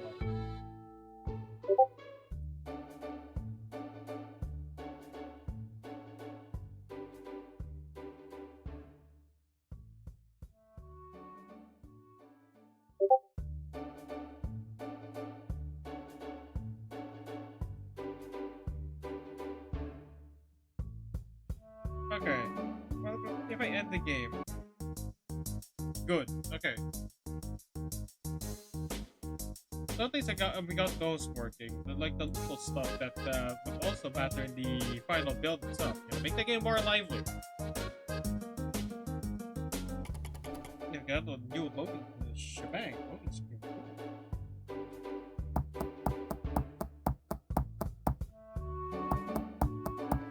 And then nothing else much changed. Oh wait, right. What about restart? Hold on. Oh right, I need to play it from the beginning, or it's gonna crash. Maybe that's No, I don't think it's something I need to like worry too much about.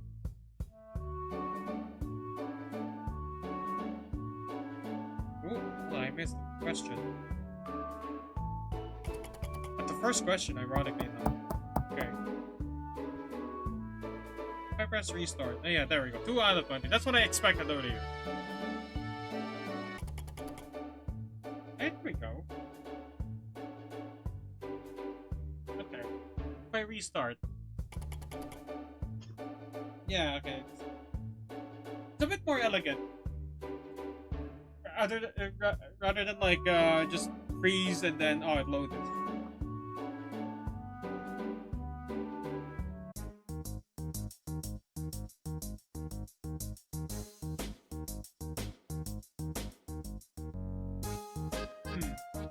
Yeah, I guess that's it for now. I'm gonna have to wait for my friend to like to go in, like, or please message me about what that change is supposed to be, and then I'll just implement it this week. Release beta 5 this week as well. I'm actually trying to aim for like August 30th at this point. A bit more than a week from the intended deadline, but here I am. Honestly, we're also just like so burnt out from like our other stuff. I need to lower down the volume. There we go. We're also just like so burnt out from like our projects, from our other projects as well. Like, yeah, the thesis project, I like burned a lot of like our brain cells at that point. And it's only a miracle that we pulled off beta 5 before PGDX. It'll be like 5 days before the event, 4 days even. It's bizarre how we managed to get it to work. Well, not in a great state in day 1, but in day 2, definitely it did work very well. After we fixed the bugs and stuff, and made better changes for the better. Questions. Oh, yeah, that's it. What else? So plan changes for beta 5 is so obviously the mini games itself. And instead of like just waiting around for Blorbo to do their stuff, you're also gonna actively help them instead of passively like just point them to the right direction. Kind of like Sims. You just you just wait for your Sims to do their stuff, and then that's it. I mean, because like this game is a lot more smaller in scope than The Sims. It doesn't really justify that kind of gameplay, does it? Mini games. Yeah, I hope I can get the revised scoring system to work. And something I did not like talk that much is the tick time. Because of the additions of the mini games, we also have to like change how the timing works, how the time system works. Because like in the original, well, yeah, the original gameplay, yeah, while you wait, the time also ticks along with like the changes in your stats and the homework as well. But now that you're actively helping the, the little alien, decide, well, I decided that okay, yeah, since we're gonna have like mini games, it's just there's like a time that there's like a kind of like an hourglass thing. And like if it runs out, it will advance 15 minutes into the day. And I'll just keep doing that until you quit doing the thing. I mean, it's not too bad of a system because it could be flexible. So, like example for the mini games, like the current one, the ones for the fun meter, it's going to be. Oh yeah, right. Speaking of fun meter, I can just like change it right now, right here. I'll just put it in results fun. Dot FB. FUN. There we go. There we go. Okay, I think I should. I'm supposed to see fun. Hold on. Okay, group. Just wait till I group them. There we go. There you go. Fun. That's a lot more better than happiness. Energy, hunger, fun. Actually, okay, that's actually really good. Three syllables, two syllables, one syllable. That's a funny coincidence. But okay. But yeah, like for the fun meter, for example, like the mini games current if this build currently has takes a while to finish. So what like in those cases we could just like have the tick timer tick down slowly, like say 15 seconds, 30 seconds, 1 minute before it rolls over to 15 minutes in game. But whereas something like homework can be just like 7 seconds, and then it will roll over. Yeah, it has some flexibility. But yeah, I don't know what those changes are that was planned by your game designer and game artist. So, well, that's gonna be something fun. They have plans. That's all I can say. Not even I know about it yet. Anyways, and well, still waiting for the dude to to show up and then tell me the stuff. Well, uh, it's already the end of the stream, so I'm gonna so you're gonna be finding that out for yourselves when Beta 5 releases. Anyways, that's it for the stream itself. I know the development itself is it's rather boring because like the things I were doing does not correlate to the actual gameplay. It's more like a maintenance kind of thing. I don't think anyone outside of game development, programming, I guess, find that. I don't think even programmers find that fun, honestly. So it's not a fun stream all around now, is it? Not a fun development stream all around now. Not even programmers would find that fun. But that's just how it is with with programming. If you're like a solo programmer or you're assigned to do this, then you gotta have to do it. But yeah, oh yeah, the end game is like what? Oh, oh, wait, hold on. I just realized. Wait, where is it? Is it in UI? UI restart menu. Okay.